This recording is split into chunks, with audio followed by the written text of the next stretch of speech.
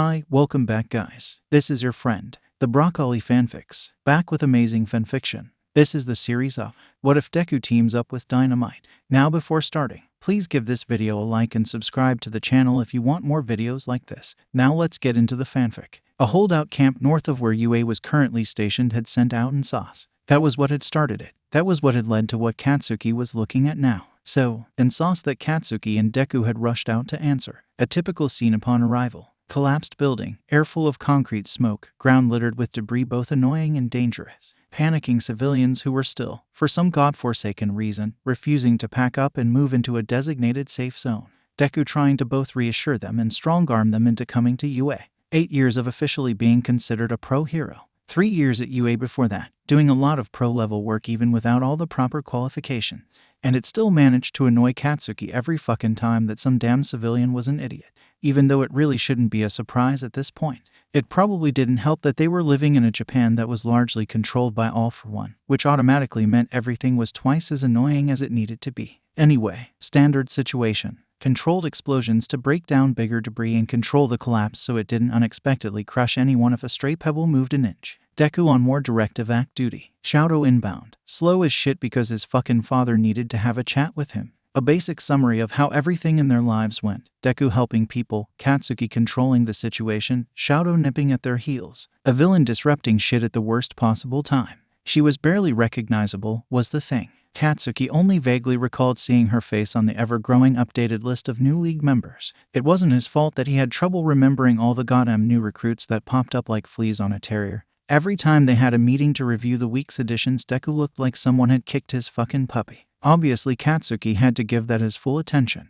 The villains would always be there, but it was his job as Deku's idiot fiancé to make sure the nerd was okay. So it came as no surprise that when Katsuki jumped into fight, he was relying on Deku's knowledge. Her name is Vanish, Deku shouted, launching forwards with a combination of float and black whip to scoop up all the civilians that were too close to the fight. She has a 5-point touch quirk that makes anything she touches disappear. Like Shigaraki, Katsuki hollered back, jumping backwards to avoid a swipe of splayed fingers. Though, instantly vanish. Like, poof, gone. Like faster Shigaraki, Katsuki muttered to himself. Deku apparently had finished rescuing the last of the civilians from the rubble, because he dropped in on the other side of Vanish, eyes squinted in a way that Katsuki knew meant he was coming up with a strategy. Katsuki let off a larger-than-average blast from both palms. Like most villains without fire-based quirks, she reacted to the explosion by leaping backwards as fast as she could, right into Deku's waiting net of black whip.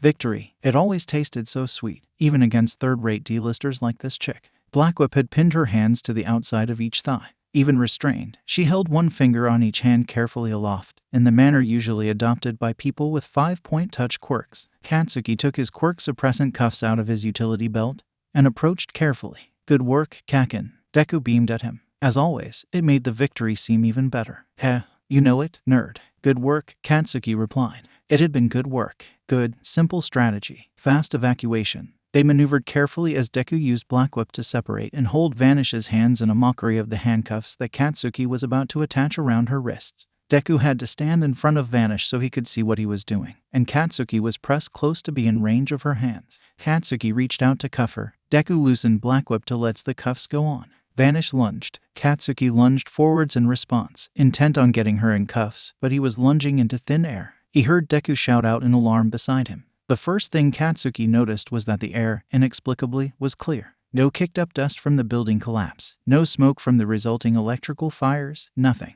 Second, he was standing on grass. Third, he was looking into a mirror. Familiar red eyes were staring up at him, wide with an emotion he didn't recognize on himself. Probably because his reflection didn't look right. It was too chubby-cheeked, too short. It was, he realized with mounting horror, not a reflection. It was him, standing there in a black gakurin. Eyes wide, cheeks betraying his youth. Shorter than he was now by a full 40 centimeters. There was only one possible reaction. What the fuck? Katsuki said, at the same time as his younger self. Their voices, one post-puberty and one just starting, harmonized. Katsuki recoiled at the same time his younger self did. He grimaced. This in-sync shit needs to cut out now, Katsuki demanded of the universe. Since his younger self did not echo his words as he said them, he supposed that for once, the universe obliged. Are you me? Asked the tentative voice of a much younger Deku. It snapped Katsuki out of where he had been stuck staring at his own younger self, but now he was entrapped by the sight next to him. and a mirror of how Katsuki and baby Katsuki were. Deku and baby Deku were also standing and staring at each other like idiots. The difference was that, seemingly unlike how Katsuki and baby Katsuki had clocked each other immediately, baby Deku was having some trouble getting with the program. Katsuki supposed it could be excused. Deku had his mouth guard up to filter out the concrete dust, and it blocked out the bottom half of his face. But still, he was still recognizably Deku. "Yeah, I'm you," Deku answered, seemingly so bewildered and caught off guard that he couldn't even mumble about this weird fucking situation. "I'm really a hero in the future?" baby Deku asked, tearing up. That was about when Katsuki remembered that. Oh, yeah, baby Katsuki here was a horrible person. His gaze snapped back to his younger self just in time to see how his eyes narrowed and lips lifted in a sneer. Deku snapped his head over to look at both of them, and spoke before baby Katsuki could. "Kaken, if you attack him, I will put you on the ground before you can blink," he threatened, voice ice cold. Katsuki pulled a sneer of his own and reluctantly took a step back. Baby Katsuki's own sneer faltered as he registered Deku's tone of voice, and then failed to register which Kaken he was talking to.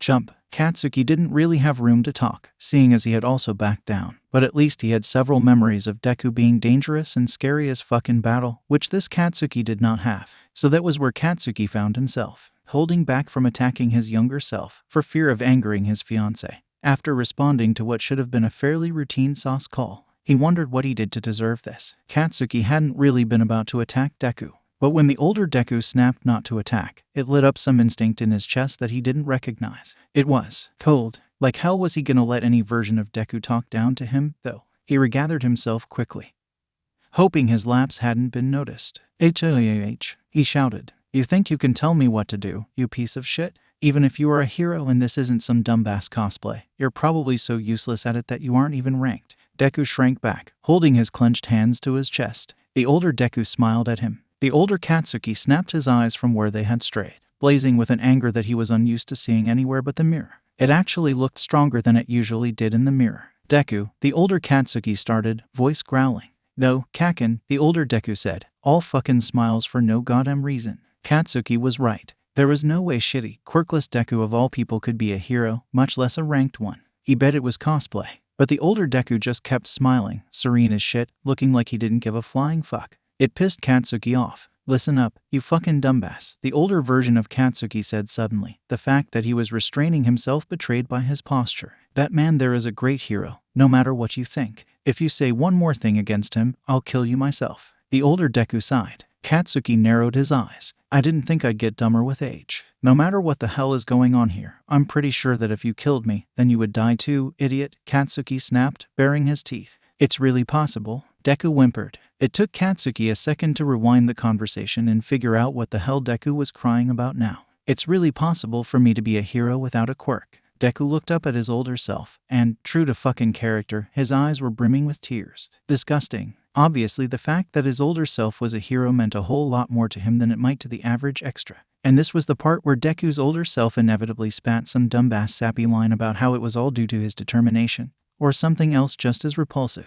But the older Deku fucking hesitated. "What the hell?" old Katsuki interjected. He looked old Deku up and down. "Don't make that face, idiot." He turned to look at Deku. His face was strangely not angry. Deku looked up at him like whatever he said next might physically kill him. "Of course it's possible for you to be a quirkless hero," old Katsuki said. Deku burst into loud, embarrassing crying, collapsing to his knees like he couldn't stand the weight of the hero's words. And, well, Deku had always followed Katsuki around like some kind of annoying puppy, maybe, because it was him, but as a hero saying this, he couldn't bear that weight. "Holy shit," old Deku whispered, staring blankly into the middle distance. Old Katsuki recoiled from where he had been gazing down at Deku, raising an eyebrow at old Deku. "Did you just cuss?" he asked him, redundantly. "Kaken, we're in the past. We established this, yes. No, listen, we're in the past. Vanish's quirk has been used on people before. None of them have ever shown up again. Obviously, if anyone knew her quirk was time travel, we would have been told about it. So I think it's fair to reason that this is a type of multiple continuum time travel that creates branch timelines as we change things. And the very act of time travel changes things, meaning we're isolated from our original branch and stuck in this time indefinitely.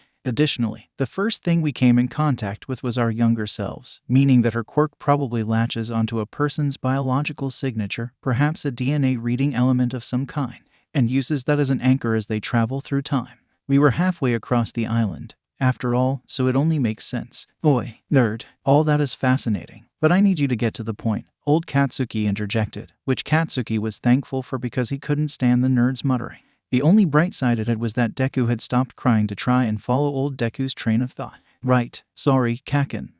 My point is, if we're stuck in the past anyway, we might as well try to save the future, old Deku said. Old Katsuki narrowed his eyes. How exactly would we go about doing that? He asked. Well, we know what went wrong before, so what if we just change things so that other things don't go as wrong? Obviously, we're not far back enough to stop the true root cause, but imagine the League without Toga. Imagine. Old Deku trailed off, then fixed his gaze on the still kneeling form of his younger self. Imagine me without my scars. Deku looked up at his older self with confusion. Scars, he echoed. Their older counterparts made no move to indicate they had heard him. Old Katsuki tilted his head to the side in consideration. Katsuki himself didn't even know what needed to be considered. Obviously, it's not like he had a way to see the fucking future. Okay, I like the sound of that. What's the first step, Deku? It was like some kind of invisible shift had come over old Deku. There was something about his posture, maybe. He looked, suddenly, very confident and in control. The first step is contacting UA. There can't exactly be 2 Midoriya Izukus and 2 Bakugo Katsukis, legally. Principal Nedzu should be able to help us with the legal side of things. We also need to call Tsukachi-san and Tashinori. The 3 of them, together, plus us and our younger selves. We should be able to go from there to make a more concrete plan. Old Deku nodded, decisively. Old Katsuki grinned, a sharp and dangerous thing. He turned to look at Katsuki. So, when's the next train to UA? So, this was going to be problematic. Izuku stared down at his phone as they waited for the train, thumb hovering over the call button on Tsukachi-san's contact. Do you think his number is still the same? Izuku asked. You knew him for 8 years in a professional setting. Did his number ever change then, Deku? Kaken answered. Baby Izuku looked up at Izuku. Who's Tsukachi-san, anyway? He's a detective with the Musutafu police. He has a lie detection quirk. It means he'll be able to back up our story so Nedzu doesn't dismiss us as a quartet of fucking weirdos, Kaken explained. Don't lump me in with you, baby, Kaken exclaimed, mostly in reflex. Izuku had forgotten how cute Kaken used to be. His cheeks were so round as a middle schooler. Right, okay, I'll call him, and then I'll try to contact Principal Nedzu, Izuku decided. To CH, Nedzu has a public email. I'll put the emergency code in the subject line and draft a message while you call the detective. No point in you stressing out over it, Kaken said. Thanks, Kaken, Izuku replied, genuinely touched. Kaken always looked out for him in the big ways, but somehow it felt more personal when he helped out in the small ways, too. Izuku could feel his face don a soft smile against his will. The hell is with that face you're making? Baby, Kaken demanded. Izuku grinned wider just to mess with him, then looked away. He pressed down on the call button and lifted the phone to his ear. Ring, ring, ring, ring, right, click. You've reached Detective Tsukachi Naomasa. This is my personal line, so I would like to know how you got this number. Tsukachi-san, I got this number when you gave it to me. I've had a mishap involving a quirk, you see, so.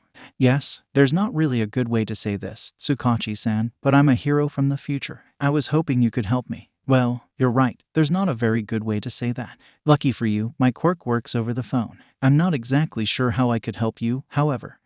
That's easy, actually. If you could, will you please meet with me at UAN? The train pulled into the station. Approximately 30 minutes. Tsukachi-san sighed. Sure, I can do that. Who should I be looking for? Kaken started pulling him into the train car. Oh, I'm Midoriya Izuku. I'll be wearing a dark green hero costume with a metal mouthguard. I'll be waiting outside UAS front entrance. All right, Midoriya-san. I'll meet you there. Thank you. Dial tone. Tsukachi-san had hung up. Well, Kaken asked, raising one eyebrow. He'll meet us outside UA in about 30 minutes. Izuku explained, excitedly. Thank fuck. If he said no, I really don't know how Nedzu would believe anything we say, Kaken said, shoulder slumping as he relaxed. Sometimes Izuku suspected that Kaken had the same amount of trouble with anxiety as he did, and was just better at hiding it. No, because you inherited my super anxiety, remember? Hikage half joked. Nobody can have worse anxiety, actually. Degoro burst out laughing. What did you say to Nedzu, anyway? Izuku asked. That we were heroes from the future and willing to prove it. Did you add anything else? Izuku asked, wincing. What else is there to add? Everything important ought to be explained in person. Anyway, Kaken groused. Oh, yikes, said second. Izuku politely ignored him. I suppose you have a point. It just seems a little sparse, I guess. Right, like I couldn't have sent the fucking rat 3 words and had him immediately know what's going on, Kaken snapped. Baby Izuku's eyes went wide. You can't call Principal Nedzu a rat. He's a respected hero," he exclaimed, at a volume that was much too loud. Several other commuters gave their group sideways glances. "Shut the fuck up, Deku," Baby Kaken hissed. Baby Izuku shrank back under both the looks of the other commuters and the force of Baby Kaken's glare. "Aw, he's precious," cooed Nana unhelpfully. "Boy, be nice," Kaken scolded, slapping Baby Kaken upside the head lightly. "You both be nice or we can get off at the next stop and walk," Izuku threatened in a low voice. TCH, Baby Kaken dismissed him, but averted his eyes and shut up. Mission accomplished. Kaken shuffled his feet and fell silent, also averting his eyes. Mission accomplished there, too. Heh, whipped, Banjo chuckled. "Make one more whip pun and I'm finding a way to kill ghosts and threaten." "You're stalling," Kaken interjected suddenly, whipping his head around to meet Izuku's gaze. "Call Yagi." Unfortunately, Kaken was right. He was stalling. It was just Toshinori didn't even know him yet, and he was so close to him back in the future. He hadn't even been in the past for a whole hour yet. Okay. Sue him for not adjusting to the idea of losing everyone he loved in an instant. Or, well, at least his relationships with everyone he loved. "Oh, sweetheart," Nana whispered. "It's okay, baby. It's going to be okay." "Who's Yagi?" Baby Kaken asked. "Toshinori. Sorry, I call him by his given name, but Kaken always sticks to his family name for some reason," Izuku explained. Kaken's face turned red from embarrassment. "It's respectful, asshole." "Okay, so, Principal Nenzu, a detective with a lie detection quirk, and a random man named Yagi Toshinori," Baby Izuku summed up, obviously trying to get to a point, but unsure how to articulate it. Izuku felt an overwhelming sense of fondness for his younger self. A matching sense of pride welled up for his current self. He had come so far. Combined, it was just, "I am fond of you for the innocence you still hold," Izuku thought towards Baby Izuku. "And I am proud of myself for growing from where you are now, for gaining experience and maturity, and for overcoming the insecurities you still live with. You can see it now, can't you? Why I was fond of you from the start," Yoichi murmured. "Thanks," Izuku thought back to him. "Yagi isn't random," Katsuki spit. "He's important." "Well, I've never heard of him. How important can he be?" Baby Kaken scoffed. "Oh," Kaken said, face slowly being overtaken by what Denki had once called the baby-eating grin. "I am going to make you eat those words." His older self navigated to a contact, pressed call, and raised the phone to his ear. Yagi Toshinori must have picked up his phone a lot faster than the detective, because his older self kind of yelped and then started talking really fast. "Toshinori, I mean Yagi-san. Listen, sorry I can't explain how I got your number because I know it is a secret number that nobody is supposed to have, but I promise I have it for a good reason. Anyway, I need you to meet me at UA please very soon. The train moves fast. Please meet me in 10 minutes. I called Tsukachi-san first. He has more details. Please talk to him before you decide to kill me. Thank you." And then he hung up. Older Kaken was looking at older Izuku with raised eyebrows, an expression on his face that seemed to explain both his bewilderment and his amusement with the situation. "That was the best you could do, huh, nerd?" he asked. Older Izuku keened, burying his face in his hands. "It's so weird. He doesn't know me yet. He could have thought I was an enemy, or I don't even know. He could have thought anything. I just didn't want to alarm him." "So you thought if you just talked fast enough that he, wouldn't have time to be alarmed?" "You probably just freaked him out more," older Kaken said. "Oh, no, you think so?" "No, relax. I think he'll call Tsukachi and then we can all figure this fucking mess out together when we meet at UA." "Oh, thanks, Kaken. Also, you gave him the wrong meetup time. We won't be there in 10 minutes. "Will I, Kaken?" older Izuku exclaimed, indignant. It drew a few more irritated glances, but his older self didn't even seem to notice. His older self was almost as much of an enigma as the older Kaken was. He didn't seem to notice the looks. He was a hero, and he was filthy. Though, from what Izuku had noticed from the conversations their older selves had, they had battled some kind of villain that had sent them to the past. So Izuku supposed the fact that they were both covered in dirt could be explained by that.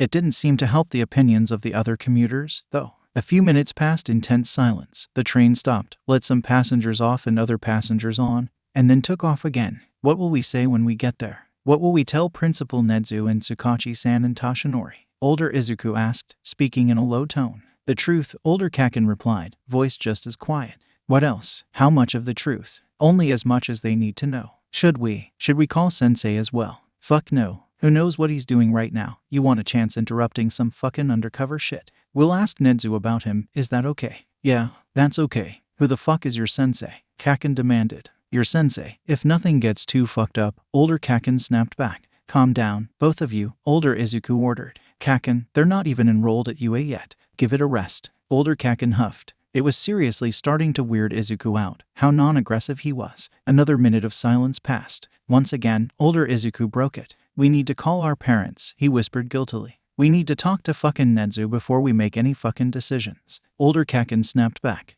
"I'm just trying to get ahead of it. We'll need to contact our parents either way, right?" "No, stop stressing. Listen to whatever Shimura is telling you," older Kaken ordered. "Okay, I can do that." "Okay," older Izuku agreed. He closed his eyes and took a few deep breaths. "Who's Shimura-san?" Izuku asked, peering around older Izuku to address older Kaken. Older Kaken made a considering face, then frowned. "Nobody you need to worry about." "How are they telling older me anything? Shouldn't anyone you know still be, in the future?" Izuku pressed. "It's complicated," older Kaken said. "That's code for shut the fuck up, Deku," Kaken yelled, just beneath the acceptable volume to use on a train. "Boy," older Kaken growled, glaring down at Kaken. "Just because I'm talking to Nana doesn't mean I can't hear you, Kaken," older Izuku warned mildly. Once again, older Kaken backed off on his word. It was really starting to move into uncomfortable levels of weird. Once again, a few minutes of silence passed. Their older selves didn't seem to mind it, but to Izuku the silence seemed to just get more awkward as time went on. He accidentally made eye contact with Kaken from where he stood on the other side of older Kaken, who grimaced in solidarity before he visibly realized that he was agreeing with shitty Deku and looked away sharply. Finally, they arrived at the correct stop for UA. Getting off the train felt like a breath of fresh air. Izuku would swear that the atmosphere inside that train had become downright stifling. There were still a few blocks between them and the entrance to UA, but the school was big enough that 4 shiny towers rose up above the brick facades of the street they were on. Wow, Izuku didn't even mean to speak out loud, but it was awe-inspiring. UA, Kaken seemed to be in the same boat, but Izuku wasn't dumb enough to point that out. "Oh, Kaken, isn't this so nostalgic?" Older Izuku squealed. He apparently had none of the same reservations. "Yeah, nerd. More than I thought it would be. Anyway," older Kaken agreed. Then he reached out his hand and threaded his fingers through older Izuku's fingers. Izuku was starting to suspect that at some point in the future Kaken had been replaced by some kind of imposter. A shape-shifting quirk, maybe. They finally rounded the last corner between them and UA, and the building loomed above them, a shining pillar of hero society. Izuku was in awe. Between them and the actual building, of course, was the famous UA barrier. A stylized gate showed the way into the school. Standing in front of the gate were 2 men that Izuku didn't recognize. One was extremely tall, but also very skinny. He had scraggly blonde hair and sunken eyes. The other wore a fedora and a trench coat, stood at an average height, and was as plain-faced as Izuku himself. They drew even with them and stopped. "Detective Tsukachi-san," older Izuku greeted. Yagi-san. Nice to see you both." "Calm down, nerd," older Kaken admonished, half-heartedly. Detective Tsukachi-san tilted his head to one side as the tall man hunched nervously behind him. Neither looked excited to see their group. "When we spoke on the phone, Midoriya-san, I was under the impression that we would be meeting alone," the detective said. "Oh, I'm so sorry for misleading you. This is my hero partner, Bakugo Katsuki. And, as I mentioned, we're from the future, so these are our current selves," older Izuku explained, politely introducing everyone. "And you wanted to meet at UA, with Yagi here." "Why, exactly?" Tsukachi-san asked. "We appeared in front of our past selves. We don't exactly have legal identities in this time period. We figured Nezu would be able to help us," older Kaken explained, gruffly. "A good instinct. However, it doesn't explain the need for my presence," Yagi-san spoke up. "That is something we need to discuss when we're inside already. It has to do with your quirk," older Izuku said hesitantly. Izuku's interest was immediately captured. "His quirk? What is it? Why would it be secret? Does it have to do with how tall he is?" Izuku asked. "Calm down, geez. You'll find out soon enough," older Kaken said. "Why do you know anything about my quirk?" Yagi-san asked. His whole demeanor had changed. Suddenly, he seemed dangerous. He was standing up straight, using all of that height to loom over their group, even from where he stood behind the detective. His eyes had darkened, and yet they burned a bright, cold ice blue. Older Izuku met his gaze fearlessly. "Because I'm next," he proclaimed, even though Izuku didn't know what that meant. Exactly. Older Izuku's words clearly had an effect on Yagi-san and Tsukachi-san. "And isn't that an interesting bit of information?" exclaimed a squeaky voice from behind the 2 stunned men. They each stepped back to look at the newcomer. Principal Nezu himself stood framed in the archway of the gate that led into UA. He stepped back and gestured expansively with one arm, beckoning them to enter. "I believe this is a conversation we should all continue in my office." "Yes," Principal Nezu prompted. Everyone nodded and walked forwards. Izuku was going to be inside UA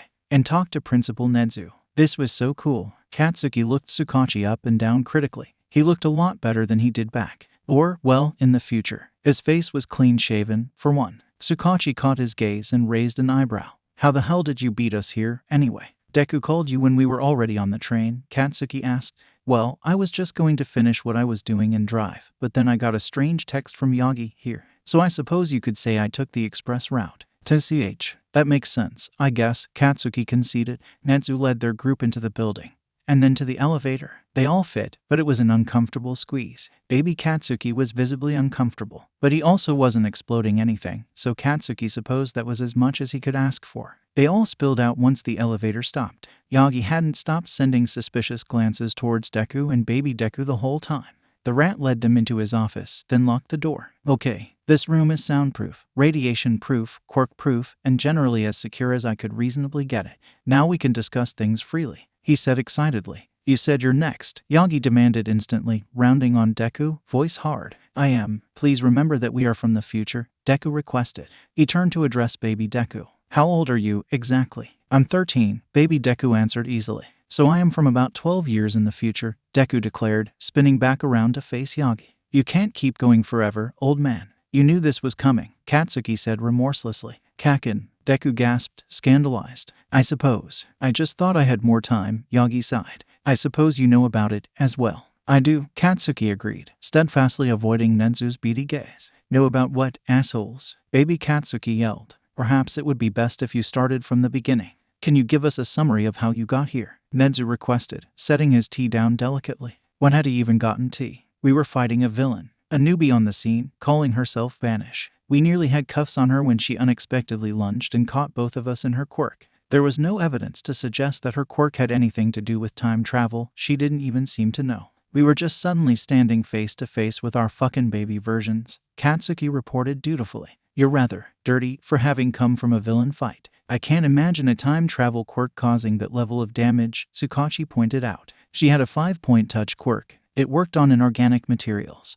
But there was no debris around us when we appeared here, so I don't know where it's going. She used her quirk to simulate what we thought was a fairly routine building collapse. Neither one of us expected it to be a trap, Deku explained. If I could, Principal Netsu. Baby Deku interjected. Yes, before my older self and Kakin's older self appeared in the park, there was a strange effect in the air. It drew our attention. It looked like a heat haze, except it was outlined in white lightning. It only lasted a few seconds, Baby Deku explains. Interesting. Thank you, young man, Netsu cheered. I'm more interested in what could possibly make a building collapse routine, Yagi asked. And shit, that was something that All Might would know about, with how many disaster zones he helped in. The future. Deku hesitated. The future is shit. Your fucking Shadow War comes into the light and proceeds to kick our asses. Lucky for you, you now have us. We're the fucking wonder duo, you hear? The symbols of hope and victory, Katsuki proclaimed. Deku turned to look at him with hard eyes. Hell yeah. Baby Deku burst into tears. What the fuck?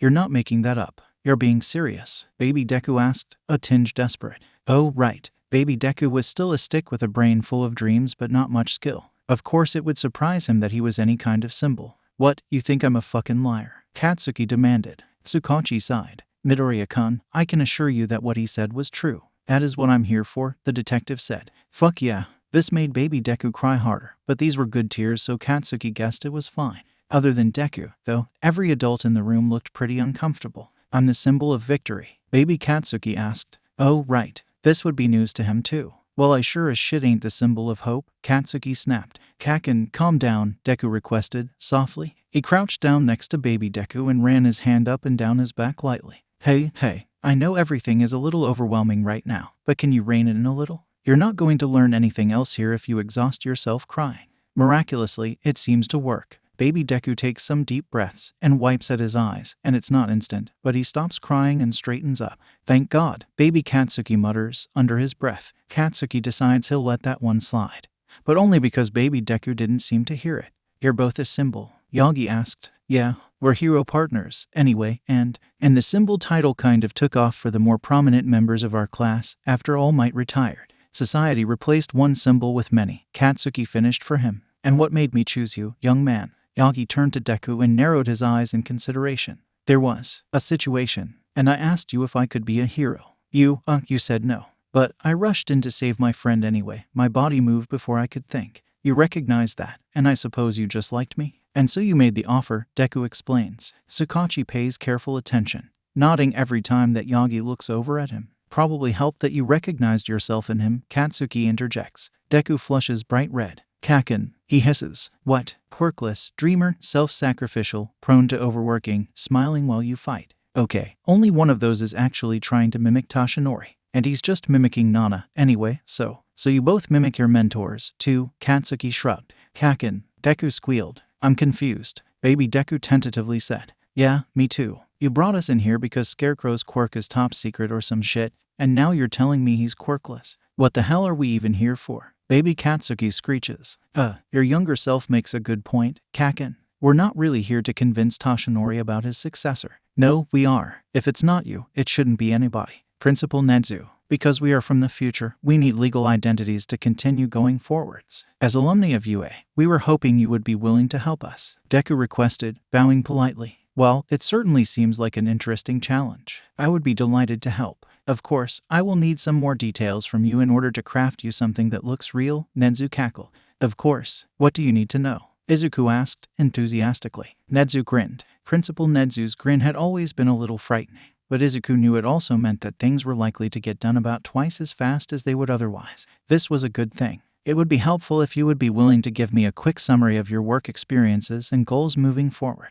Additionally, I will need full names, birth dates, and the names of organizations that your younger selves have ties with currently. Full disclosure about your quirks would also be useful, and from that information we can make the needed modification.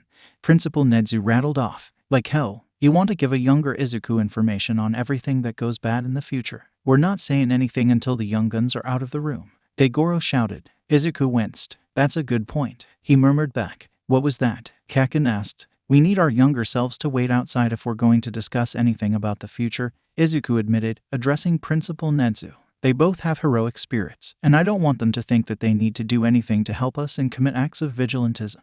Is that something we need to be worried about? Toshinori asked, taken aback. Like you were any better. Nana laughed. Yes, Izuku said. Ugh, yeah, it is. I should have thought of that, Kaken agreed. What? You can't drag us all the way here and then make us sit outside for the interesting part. Baby Kaken protested. I can and I will, Kaken growled. Your older selves have a point, Tsukachi-sen said. Unexpected backup. Yoichi noted cheerfully. Fine, Baby Kaken growled. He stomped out into the hallway, and Baby Izuku hesitantly followed him. Principal Nezu pushed a button on his desk which shut the door, and then pulled up a security camera on one of his monitors which displayed a picture of their younger selves. All right, you may begin, Principal Nezu said. Like I said, the future is shit. Starting our first year of high school, All for One started making major moves. His chosen protege and successor, Shigaraki Tamura, starts a group called the League of Villains and attacks UA. Repeatedly, his intention was to kill All Might, but his intentions changed over time, Kaken explained. Why would they attack UA if their goal was to kill me? Toshinori asked. You started as a teacher there during our first year to oversee your successor's education. At the end of our first year, things got much worse, Izuku began. All for One used his quirk to create a copy of his own quirk and gifted it to Shigaraki Tamura. Through this copy, AFO was able to possess Shigaraki's body, melding their consciousness and further twisting Shigaraki into the evil overlord AFO wanted him to be. It's not your fault, Nana said, softly. A whispered consensus followed after her words, a surrosis of affirmations from the past users. AFO used Shigaraki and his league to take over Japan entirely. It was an all-out war from that point forward. The HPSC fell early, and the hero schools became mobile fortresses full of both students and civilians in order to provide any semblance of safety to the larger populations of Japan, Kaken explained. Hero schools became the authority administering hero licenses. Hero students with provisional licenses are often asked to help out pros. Internships have become a lot more dangerous. Applications and attendance to hero schools has tanked. When AFO first started making moves using Shigaraki's body, pro heroes quit by the dozens. In the years that followed, dozens more died, Izuku continued. Right now, there's upwards of 500 pro heroes operating in Japan, right? In the future, that number is closer to 50. It's a complete collapse of society. Other than obtaining OFA, AFO has already won, Kaken finished, grimly. You said you're from 12 years in the future. You've lived 12 years like that, Tsukachi-sen asked, horror in his voice. It's not possible. I killed him. I killed All for One. I saw his brain come out of his skull, Toshinori said desperately, pale as a sheet. I'm sorry, Toshinori. His doctor. I don't know how, but he revived him. Though, you did weaken him quite a bit, Izuku winces. Well, we would all like to prevent that, wouldn't we? Principal Nezu chimes in, cheerily. Oh, really? Would we? You think maybe we would like that? You hyper-intelligent rat. Huh, and taunts, heavily sarcastic. The problem with trying to prevent that is that we don't want to screw things up so bad that we can no longer predict future events. Kaken grunted. Otherwise, who knows? Things might even get worse. So I think, no matter what, Kaken and I will need some kind of valid hero license. I see. Underground would probably work best. We'll need new hero names, too, Kaken pointed out. New hero names, Izuku echoed. He hadn't actually thought about it. Yeah, and you need to pick a quirk, nerd, Kaken growled, fixing Izuku with a piercing stare. Pick a quirk. You said he was quirkless. Shouldn't OFA be his only option? Tsukachi-sen asked. About that. Have you heard of the quirk singularity doomsday theory? Nezu set down his teacup. It's a theory mostly adhered to by bigots and zealots, a fringe theory that claims that quirks will eventually become too powerful for the host to handle. Most of the scientific community dismisses it because, as quirks evolve, we have seen evidence that humanity evolves with them.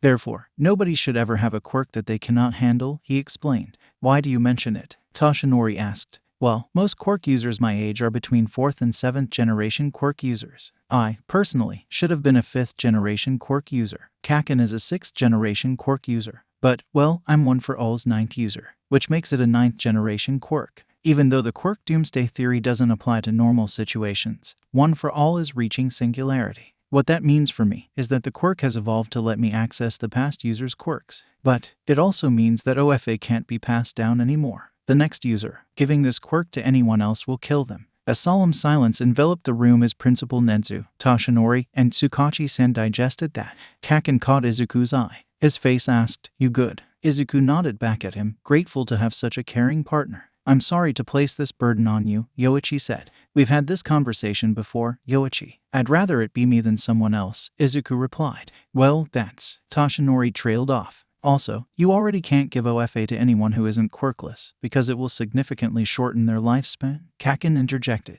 Another short bout of awkward silence. Principal Nezu was watching Toshinori. Toshinori's eyes were wide with shock. Tsukachi was staring resolutely at the wall. Interesting. However, the point of this brief lesson in applied quirk theory was to decide which quirk Midoriya-kun will be using for his prospective career as an underground hero. Midoriya-kun, Principal Nezu prompted. I think my quirk, with its particular advantages, would be the one you want in order to do underground work, Hikage piped up. Danger sense would be useful. Excuse you, underground heroes will need to hide. Obviously mine is best suited, and shot back. Smokescreen could be useful, too. That's a good sentiment. But underground heroes all need something to capture baddies with. My quirk is best for speed and capture. Degoro cheered. Well, Black Whip wasn't Izuku's first choice for an underground type quirk, but applied the right way. Deku, I'm thinking. I vote for Hikage, Yoichi said, calmly. Whoa, first is taking sides. No fair. Degoro bemoaned. Yoichi, please, be reasonable, and pleaded. Well, if it's like that, I vote for Hikage as well, Third said. You can't vote for your own successor. That's favoritism. Degoro shouted. Deku, I vote for N. Nana cheered. Nana, I'm going to use float, Izuku announced. Dead silence for about 2 seconds. Cacophony as Hikage, Degoro, and then all protested at once. Izuku had found that, though they were all quite serious in serious situations, the three of them were quick to joke around once you got to know them. Degoro was the worst about it, though. A side effect of this was that all were also very loud about their opinions. Toshinori has said something. Possibly even asked Izuku a question. Izuku could not tell because Nana, Third, and Yoichi had joined in on the protesting. Kaken was waving a hand in front of Izuku's face. Izuku glared at him. Kaken raised one eyebrow. Izuku could see Kaken's mouth move, but could not hear what he said. Meta ability to watch your 6. Obviously he's my favorite if... Literally sense incoming shots. 7 is fine but... Why would you? Completely unfair. 100% biased. When smoke is... Does not make it favoritism. Everybody shut up. Izuku shouted. Dead silence. Nobody was saying anything, Toshinori said, hesitantly. Sorry, Izuku grimaced. You back with us, nerd? Kaken asked. Yeah, I want to use float as my quirk for underground heroics. Not only can I use it to move quickly with minimal noise, but it will also look less suspicious when we register my quirk, because it could be seen as a stronger reversal of my mom's quirk. Pull, Izuku explained. Oh, that's actually really thought out, Nana exclaimed. Besides, Danger Sense is a passive quirk with no outward indicators of use. I can use both without suspicion. Izuku thought to the vestiges. You can actually use float. Toshinori asked, something fragile in his voice. Yeah. Izuku gently floated a few centimeters above the floor to demonstrate. Toshinori took a deep breath, visibly forcing himself to keep it together. Interesting. I will make sure that is registered as your quirk. Though, I should register it under a different name, just in case, Principal Nedzu said. TCH. I'm stuck with explosion. At least it's common enough for siblings to have near-identical quirks, Kaken mused. Now that that's sorted, though, we do need to pick hero names. I'm worried about what you're gonna pick, Izuku admitted, teasingly. Hey, what's that supposed to mean? Every hero name you've ever come up with yourself has had a reference to Muter in it. Oh yeah, maybe you should pick for me, then, Kaken challenged. Well, Izuku never could back down from one of Kaken's challenges, now could he? Izuku took a step back and studied Kaken. Names for underground heroes don't typically reference their quirks, with some notable exceptions such as Eraserhead, who admitted to us in first year that he didn't pick his hero name himself, anyway. However, underground heroes do have to be identifiable by their names, especially to other underground heroes and police. Typically, they do this by referencing a gimmick that the hero uses to enhance their persona in order to separate their hero work from their daily life, especially in the cases where a hero who may become recognizable in the underground has a family they want to protect. Though, Kaken and I are only doing this in order to fix the future, meaning we will likely not be focused on building families. And because of our younger selves' determination to become spotlight heroes, our families are already resigned to the possibility of being put in danger due to our jobs. Therefore, it would make the most sense to have our hero names reference a certain physical trait. That's nice, Deku, but none of that's a name, Kaken taunted. I think, Izuku decided. They were simply too captivating to ignore. Their hero name should be Ruby. Kaken raised one eyebrow. Ruby, he echoed. For your eyes. They've always been striking, to me, Izuku explained. Kaken flushed. Bright red. Well, in that case, your hero name has to be Emerald. Izuku smiled. I like it. Thank you, Kaken. Whatever. Shut up. Your eyes are striking too, you know. Aw, thanks. Ruby and Emerald. Very nice. And will you be operating as a hero duo? Principal Nedzu asked. Izuku and Kaken exchanged a quick look, identical sharp grins spreading on their faces. They turned back to the principal, and when they spoke in unison. Of course, Katsuki was stuck in that damn hallway with shitty Deku for 30 goddamn minutes. How much could they possibly need to talk about? How dare they drag him here and then kick him out? It was his future self in there. He deserved to be a part of this, damn it. Kaken, calm down. I'm sure they'll let us back in soon, Deku said, placatingly. Well, that's easy for you to say, isn't it? You're used to being left out of things. Katsuki spat at him. Deku flinched, then looked away. Dumbass who was tearing up. That may have been a bit too far. Like hell would Katsuki admit that, though? Oh, good, he already stopped. That was mean, Kaken, Deku whispered. It was loud in the silence of the hallway. Katsuki didn't respond. Another few minutes passed. The door finally opened. The fucking skeleton was holding it open. You can come in now, boys, he said. Katsuki muscled past him. Deku followed after him politely. Welcome back, brats, old Katsuki grinned. Don't call them brats, Kaken, old Deku chided. Old Deku was so weird. Katsuki couldn't get over how different he looked. It wasn't that he was an adult, or that he was filthy, or even that he was dressed in a hero costume. It was something in his posture, something Katsuki couldn't quite place. I'll call them whatever I want, Deku, old Katsuki groused. We've talked about everything we could that required you boys to be out of the room, Trenchcoat explained. But we would like the two of you to be here when we discuss family registry and living arrangements. Speaking of the family registry, though the two of you have chosen hero names, it would be beneficial for you to choose new given names, the rat said, cheerily. He gave Katsuki the creeps. You chose hero names? Deku asked, stars in his eyes. Yep, but our old ones are secret, K. We want you to choose for yourselves. When the time comes, old Deku explained. And it turns out Bakusatsuo isn't gonna cut it, so start brainstorming now, kid. Nothing with murder or kill in it, though, old Katsuki grumbled. What? Katsuki shrieked, outraged. Bakusatsuo was a fucking perfect hero name. It combined explosion and murder with the suffix for king in a brilliant twist of wordplay. He bet no other hero wannabes his age had anything half as clever. Yeah, it sucks. It wasn't my call. Get over it, old Katsuki growled. We're getting off topic, boys, Skeleton said, hesitantly. Right, old Deku piped up. Our given names. I think I'm going to choose Mikumo. Mikumo, old Katsuki echoed. Where'd that come from, nerd? Mom said one time that she considered naming me that before she settled on Izuku. And it keeps the ku syllable. So, it's almost like going back to an old prototype name. Old Deku, Mikumo, answered. And you, Bakugo-kun? Skeleton asked, addressing old Katsuki. Old Katsuki narrowed his eyes, turning a scrutinizing gaze on Mikumo and looking him up and down. He paced a close circle around Mikumo. Kaken. Mikumo trailed off.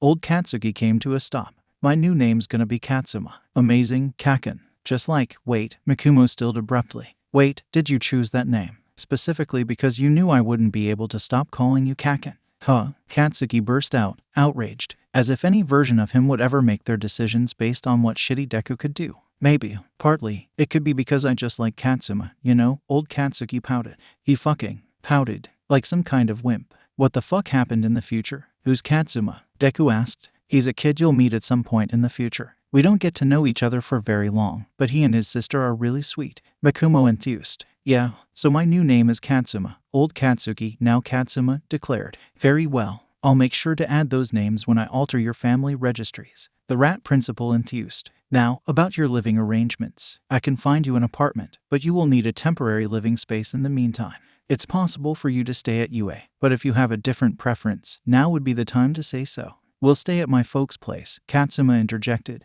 They have an empty guest room. They never use it. It shouldn't be that big of a problem. The hell? I have a problem with it, you fucker. Katsuki shouted. Oh yeah. Give me a reason that isn't I don't want it and maybe I won't dismiss you out of hand. Katsuma fired back. Kaken, don't fight. You know that?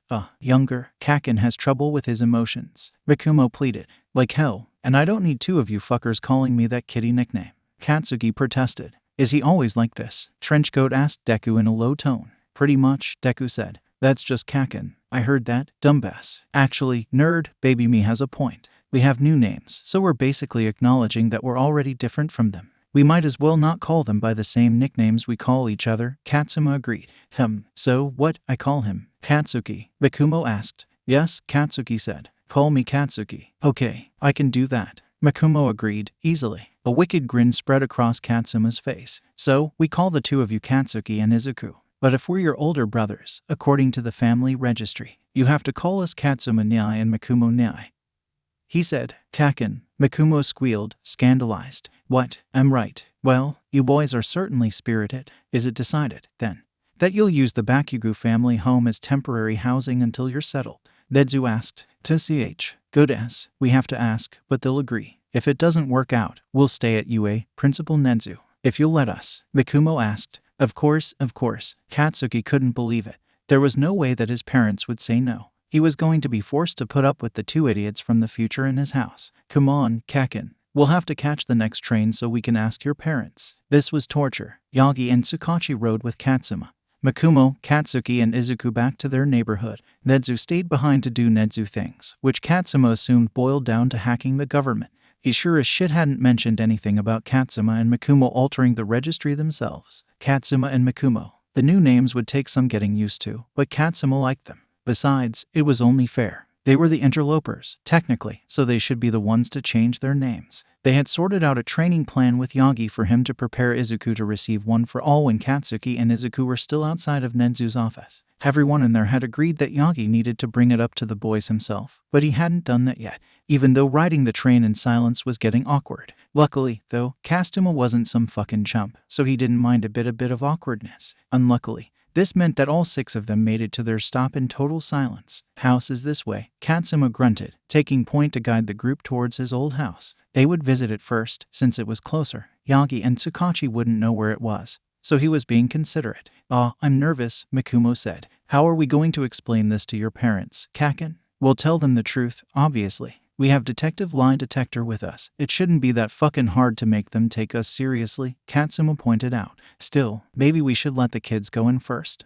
That way they could explain some of it, or at least make it so that they can tell we're really from the future. You worry too much. It'll be fine. I'm sure Bakugo-kun is correct, Midoriya-kun. You shouldn't stress about it, Yagi said, consolingly. Something quietly devastated passed over Mikumo's face when Yagi called him Midoriya-kun. Probably because it wasn't any of the fond monikers Yagi usually used to refer to him. That wasn't something Katsuma could fix. Not a problem for right now, anyway. They reached the right street. It's this house, here. The beige one, Katsuma pointed out. Here goes nothing, Mikumo muttered. Whatever. We'll go in first, and then the detective and the skeleton. You two have to stay outside so the hag doesn't freak, Katsuki demanded. Little shit. Unfortunately.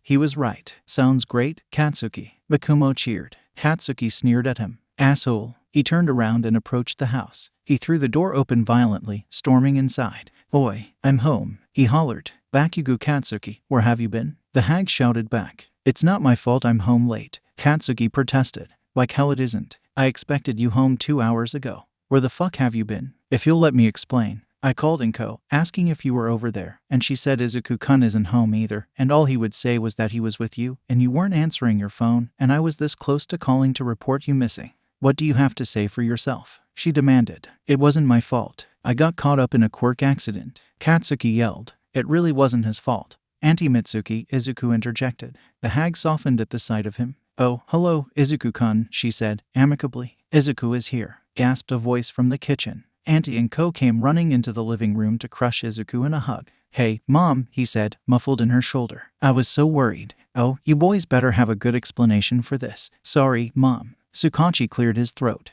"If I may, who the hell are you?" the hag demanded. "I'm Detective Tsukachi Naomasa, with the Musutafu Police Department. Earlier today, your boys were involved in a quirk accident, through no fault of their own. I was called in to make sure that the situation was not an elaborate prank. My quirk, lie detector, is useful for issues like this," he explained. Yagi stepped forwards and cleared his throat. "My name is Yagi Toshinori. I was called in to consult on the issue, due to my experience with unusual situations. No two are exactly alike, but I work with the bureaucracy behind the scenes of issues like this one," he introduced himself. "What exactly is the issue?" Auntie Inko asked. That was their cue. "Hey, Auntie Inko," Katsuma greeted, stepping through the door. "Hey, Mom." "Hi, Mom." "Hi, Auntie Mitsuki. Sorry for worrying you." Mikumo winced. "Don't apologize. We had a situation to handle," Katsuma snapped. "Of course, Kaken," Mikumo agreed. "There's 2 of you?" Auntie Inko asked, looking from Izuku to Mikumo and back again. Katsuma's mom was still staring, slack-jawed.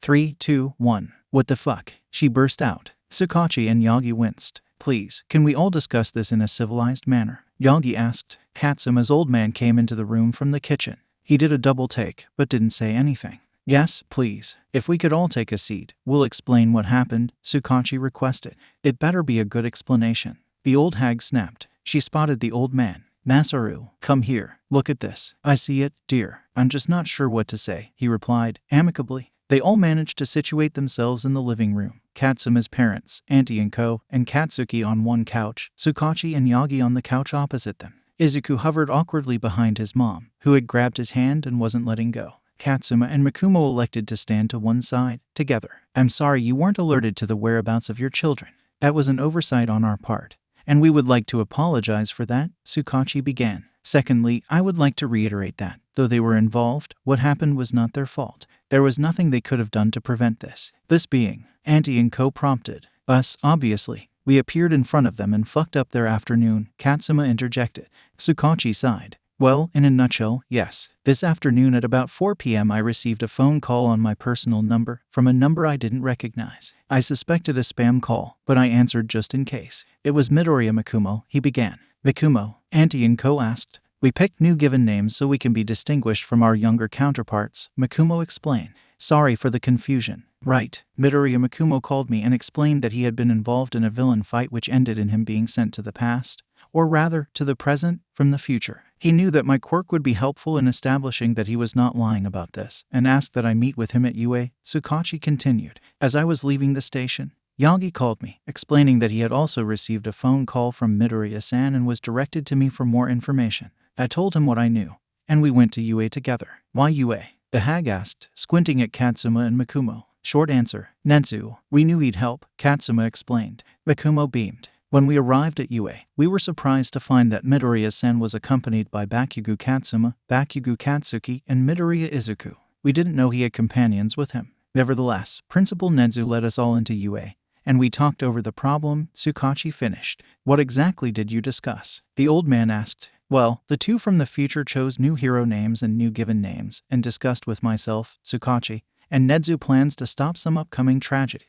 They requested the younger boys not be given any information on the future, so I'm afraid they were asked to stand in the hall for that part," Yagi explained. "Hero names, huh? What did you choose?" the old hag asked. She had a smile on like she already knew. "Fuck her, she didn't know shit." "I'm Ruby," Katsuma announced. "And I'm Emerald." Mikumo cheered. "Ruby and Emerald," Auntie Inko echoed. "Well, they're nice names. I'm not sure how popular you can get with a name like that, though," the old man warned, warily. "TCH, does it look like I'm Trina get popular?" Obviously, we can't change the timeline in the limelight. Old man, Ruby is a great name for an underground hero, Katsuma shouted. Underground? Huh, I never would have guessed. The old hag smiled. Katsuma sneered. Either way, the important part is helping them assimilate into the now. Principal Nedzu is working on changing the family registries and getting them the appropriate hero licenses. However, housing will be harder. After Ruby and Emerald start working as underground heroes, they will each have a source of income. In between now and then, however, they don't have anywhere to stay. Bakugo Katsuma claimed that you have a guest room. Would you be willing to house them temporarily? Tsukachi asked. We don't need you asking for us, Katsuma protested. Kaken, calm down. What he means is, Auntie Mitsuki, Uncle Masaru, will you please let us use your guest room for a while? Makumo rephrased. We only have one guest room. The hag warned. Oh, but we have a spare futon in the upstairs closet. The old man remembered. Why would we need a spare futon? Katsuma asked. Look, Katsuma, I know that you probably haven't lived here in a while, seeing as you are an adult and everything. But the guest room only has one bed, the hag explained, raising one eyebrow. That cleared up absolutely nothing. So, one of you needs the futon. Nothing you just said explains why one of us needs the futon. Katsuma protested. What, do you want to share a bed with Izu, Makumo-kun? Why wouldn't I want to? Katsuma demanded. Makumo started giggling. What was funny? Like how would any version of me want to share a bed with Deku? What the fuck? Katsuki burst out. Izuku was blushing heavily, trying to cover his face with the hand that wasn't captured by Auntie and Co. Shut the hell up, asshole. What's so weird about sharing a bed? It's not usually something done between friends once you become adults, Katsuma, the old man said tentatively. Auntie and Co. started giggling. Katsuma felt a light bulb go off above his head. Wait, is that what you're worried about? He scrubbed a hand down his face. I promise we won't fuck while we're staying in your guest room. What? Katsuki shouted. Tsukachi dropped his head in his hands. Makumo burst into full-blown laughter. Izuku turned so red Katsuma was surprised steam wasn't coming out of his ears. That is not what I meant, actually, the old man said, mildly. The old hag stared at them, speechless. Kaken, they don't, Makumo gasped through his laughter. They don't know that we're… Oh, shit, right, Katsuma realized. He turned back to face the couch. Mom, Dad, Auntie and Co., Deku and I are engaged. What? Izuku squeaked, faintly. What the fuck? Katsuki hollered, full volume. Oh, congratulations. Auntie and Co. cheered, conquering her giggles to smile widely at them. Bless Auntie and Co. The only angel Katsuma knows. Engaged. His old man echoed, weakly. Engaged. The old hag echoed, screeching. Yeah, so we won't have any problems sharing the bed, Katsuma declared. You have such a one-track mind sometimes, Kaken. Makumo chided. He reached into the special pocket on the belt of his hero costume and pulled out his ring. Here, look at the ring he got me. Oh, this was an acceptable detour in the conversation. Actually, that ring was badass. A silver band with 4 gemstones. A ruby and an emerald of the same size were set diagonally across the band in the center, with a smaller diamond set into the band at either side, bracketing them. The idea was that it represented them as twin stars, which was a name Yagi had come up with. On the inside of the band the phrase "Save to Win" was engraved. Oh, it's beautiful, Makumo. Auntie and Co. enthused. Hell yeah, it is, Katsuma grinned. He opened the pocket on his belt and pulled out his ring, too. He held it out so the adults could see. He went out and bought me a matching one. Oh, wow, the old man said, politely. He proposed about 3 months ago, Makumo enthused, eyes soft. It was right after we won a big fight against an S-class villain. It was amazing. You know what? I think this is a good thing. Actually, the hag decided. It's a beautiful ring design, boys. What's the writing on the inside? Auntie and Co. asked. Makumo held his ring out to her, and she took it from him delicately.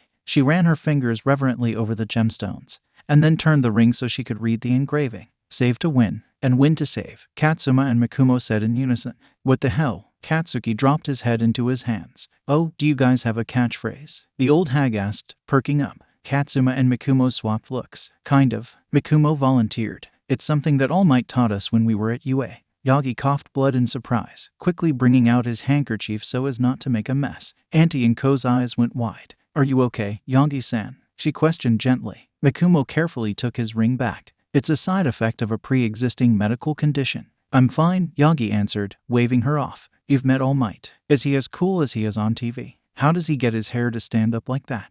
Does, Izuku asked, rapid fire. Shut up, Deku, Katsuki snapped. Ah, but that does let me explain the second reason I've come here, Yagi said. Second reason? You said you were only involved because you're good at the paperwork for situations like these, the hag pressed. Ah, yes. Well, I do have a second reason. I would like to train your boys. A pause. The hag raised an eyebrow and blatantly looked Yagi up and down, clearly finding him wanting.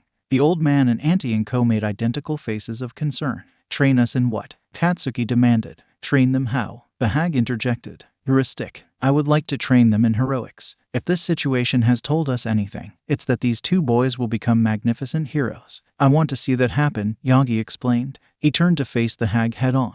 As for how I can train them, I have a variety of ways. I have experience in this. What kind of experience? The hag asked, skeptically. Yagi sent a look at Tsukachi, who simply nodded back towards the other adults. Yagi sighed. I told you I am experienced with paperwork for strange situations. I did not tell you why. I work at Might Tower, in the Might Productions secondary clerical office. I am the man in charge of handling All Might's personal life, Yagi explained. Katsuma was impressed. That was a hell of a good cover. You handle All Might's personal life. Izuku screeched. Katsuki looked faint. Katsuma smirked. Told you, he told Katsuki. Katsuki didn't seem to be listening, though. Shame. I'm pretty sure Toshi, Yagi-sen's training is the only reason I passed the entrance exam. Actually, Mikumo volunteered. Yagi-sen trained you, too? Izuku asked, looking up at Mikumo with stars in his eyes. Adorable. Mikumo was still cute, but had his cheeks really been that round? He did. I'm very grateful for it. Mikumo smiled. It was his I am here smile. Blinding. And you? Katsuki asked, staring at Katsuma. Katsuma raised one eyebrow.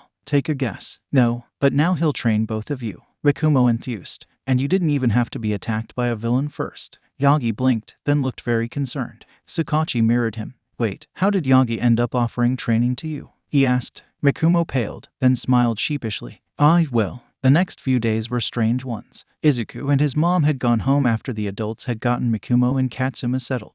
Mikumo's story about how he had drawn Yagi-sensei's attention was so scary. He was glad he didn't have to do that. The day after, Izuku and Kaken had met with Yagi-sensei, Mikumo, and Katsuma at Dagoba Beach. It was unpleasant. A beach-turned trash dump had to be the worst smell in the world. Salty winds mixed with rusty metal, rotting wood, and other garbage scents. Gross. And Izuku had to clean it all up. Kaken was helping. But Kaken also spent half the time there using the trash as impromptu targets for his explosions, which Yagi-sensei and Katsuma encouraged as future practice for precision targeting and rescue work. Izuku wanted to do that sort of thing too, the sort of skill that was directly applicable to rescue work. But Mikumo had pulled him aside one day to explain why he wasn't doing that. It's really, really important for you to build up some muscles first, okay? Mikumo had explained. Building musculature and a sturdy frame is the first step. Because of how quirk-centric society is, you don't get much encouragement to actively work on bettering yourself like this. You've only ever seen people be encouraged to make use of their natural talents.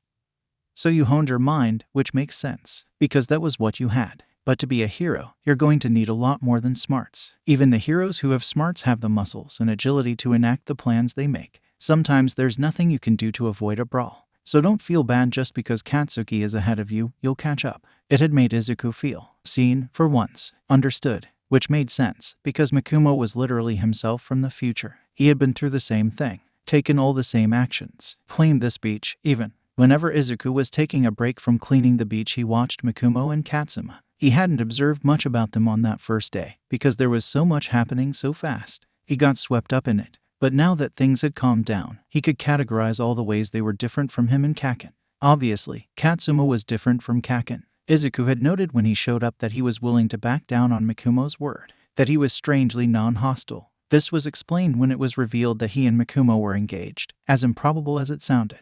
Izuku couldn't imagine Kaken falling in love with him, or himself falling in love with Kaken. He liked girls. He was trying not to think about that too hard. More research was needed before he would be ready to analyze that. Anyway, Katsuma was taller than Mikumo. Katsuma and Mikumo both had their ears pierced, but only Katsuma had double piercings. Kaken scowled all the time, like he was scared that if he was seen enjoying something other than violence that he would be judged as weak. Katsuma laughed at Izuku and Kaken's mistakes and made fun of Mikumo in a way that made them both laugh, and let Mikumo make fun of him and laughed openly and smiled fondly and scowled playfully. He had a resting angry face that was largely neutral and only scowled for real if he disagreed with something Kaken said. It was strange. Kaken would grow into this. It seemed completely ridiculous. Katsuma was obviously the same person Kaken was, at his core, but the changes he had undergone on the surface made him seem totally alien. Mikumo was totally alien in different ways. He spoke loudly. and with confidence. He didn't mumble as much, and when he did and Katsuma had to cut him off, he didn't blush or get embarrassed. He made fun of Katsuma. He stuttered on Yagi-sensei's name every time he said it, clearly used to a more familiar relationship with the man. He laughed when Kaken insulted him. He sought affection from Katsuma fearlessly, and it was given to him easily. He didn't even duck his head when Katsuma chastised him for recklessness, which was something that would have made Izuku want to melt into the ground. He smiled at Izuku like the two of them were in on a secret nobody else knew. His pupils were white. That was one thing about Mikumo that didn't make sense. Izuku's pupils weren't white. He couldn't find any medical condition that would make the pupil of your eye turn white. Maybe it was a result of a quirk that had been used against him once. Izuku couldn't find the courage to ask. Katsuma and Mikumo weren't at Dagoba every night after school the way Yagi-sensei was. Sometimes they would stay the entire time. Sometimes they would stay for about half the time, and then rush off. Sometimes they would come only for the last half, hair still wet from showering. Sometimes they only dropped by in minutes-long intervals, greeting them and checking up before rushing away again. Sometimes they didn't show up at all. Izuku noted this out loud one day, and Kaken scowled at him. They're underground heroes, dumbass. Their patrols don't always start at the same time each night. Sometimes they're busy, he growled. It was nice of him to explain. Are they still living at your house, Kaken? Izuku asked. Obviously. I can't wait until those pains in the ass are out of my hair, Kaken shouted. Izuku thought they might have moved out by now.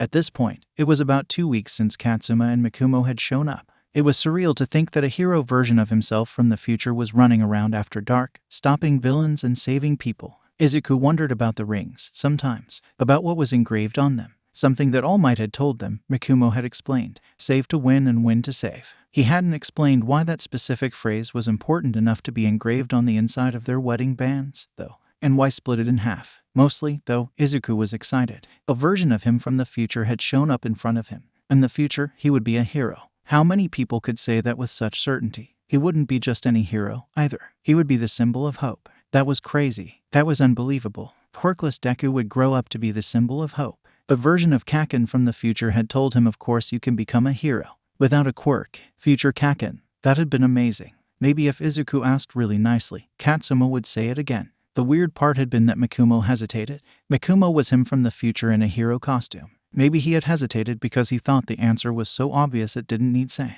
Ugh. Izuku would talk himself in circles about this. He just couldn't believe how crazy his life had gotten. His future self showed up with his future fiancé and then got him hero training in the form of the man who handled All Might's personal affairs. That was mega cool. Yagi-sensei was nice, too, even though he had to help Kaken more, to make sure he didn't hurt himself by accidentally knocking anything down or exploding anything he shouldn't. Izuku never felt like he was being neglected. Yagi-sensei was very good about calling out encouragement as he worked, and giving advice when he started to become confused, and showing him different ways to lift things that would exercise different muscle groups. He also took lots of photos, for some reason. Izuku had never had a teacher devote so much time and energy into helping him, personally. It made him feel strange inside, warm and fuzzy, but there was also some kind of pulling sensation that seemed to try and drag his chest into his gut. Izuku didn't like the pulling, and yet, every time Yagi-sensei turned that smile on him, that bad sensation disappeared. Principal Nedzu contacted Mikumo and Kaken 3 days after they spoke to him at UA. Their family registries were fixed. Their hero licenses would be in the mail that day. Mikumo didn't want to know what Principal Nedzu had done. But according to the email, the HPSC would treat them just the same as any other underground heroes. They had hero costumes waiting for them at HSPC headquarters. It meant that the rough plans they had discussed about each member of the League of Villains could start being implemented that night. Hell yes, Kaken smiled wide and sharp. Anticipatory. This will be amazing. Mikumo cheered. Yeah, it will, nerd. Now, what do we do first? Kaken asked. Mikumo cocked his head questioningly. Katsuma rolled his eyes in response. Who are we saving first? I was thinking about that. Toga Himiko is only a year older than us, right? You would know better than me. Right. So, this is the year she graduates middle school, which gives us about 5 months before she snaps and stabs her classmate, kicking off a string of serial killings via bloodletting that eventually lead her to join the League, Mikumo explained. Kaken huffed, falling backwards onto the bed. So what do we do about it? He pressed. Toga, all she needs is a loving home. It was all over the news when this first happened, Kaken. They interviewed her classmates, of course, but also her parents. They called her a demon child on national television. Mikumo spit. He could hear his voice harden into the familiar tone he used when he was passionate about something unjust. That's wrong, Nana asserted. What the hell? Right, Mikumo exclaimed. Her quirk, transform, well, you know what it does. But the admiration for blood she has is a side effect that's built into her quirk, likely to combat the regular human instinct to be repulsed by blood and allow her to use her quirk in the first place. The only problem is that she was being forced to suppress her quirk 24/7. At school, at home, in public, there was nowhere she felt safe. Of course she snapped. That's fucked. And hella discriminatory. What can we do? Kaken could always be counted on to ask the right questions. Well, those hero licenses coming in the mail today have a built-in emergency fostering license. So, Mikumo explained the plan. The Toga family lived in a nice house. Kaken pressed the button on the buzzer. It crackled to life a few moments later. Hello, asked a female voice, presumably the mother of Toga Himiko. Is this the Toga residence? Kaken asked, redundantly. The door sign clearly stated their name.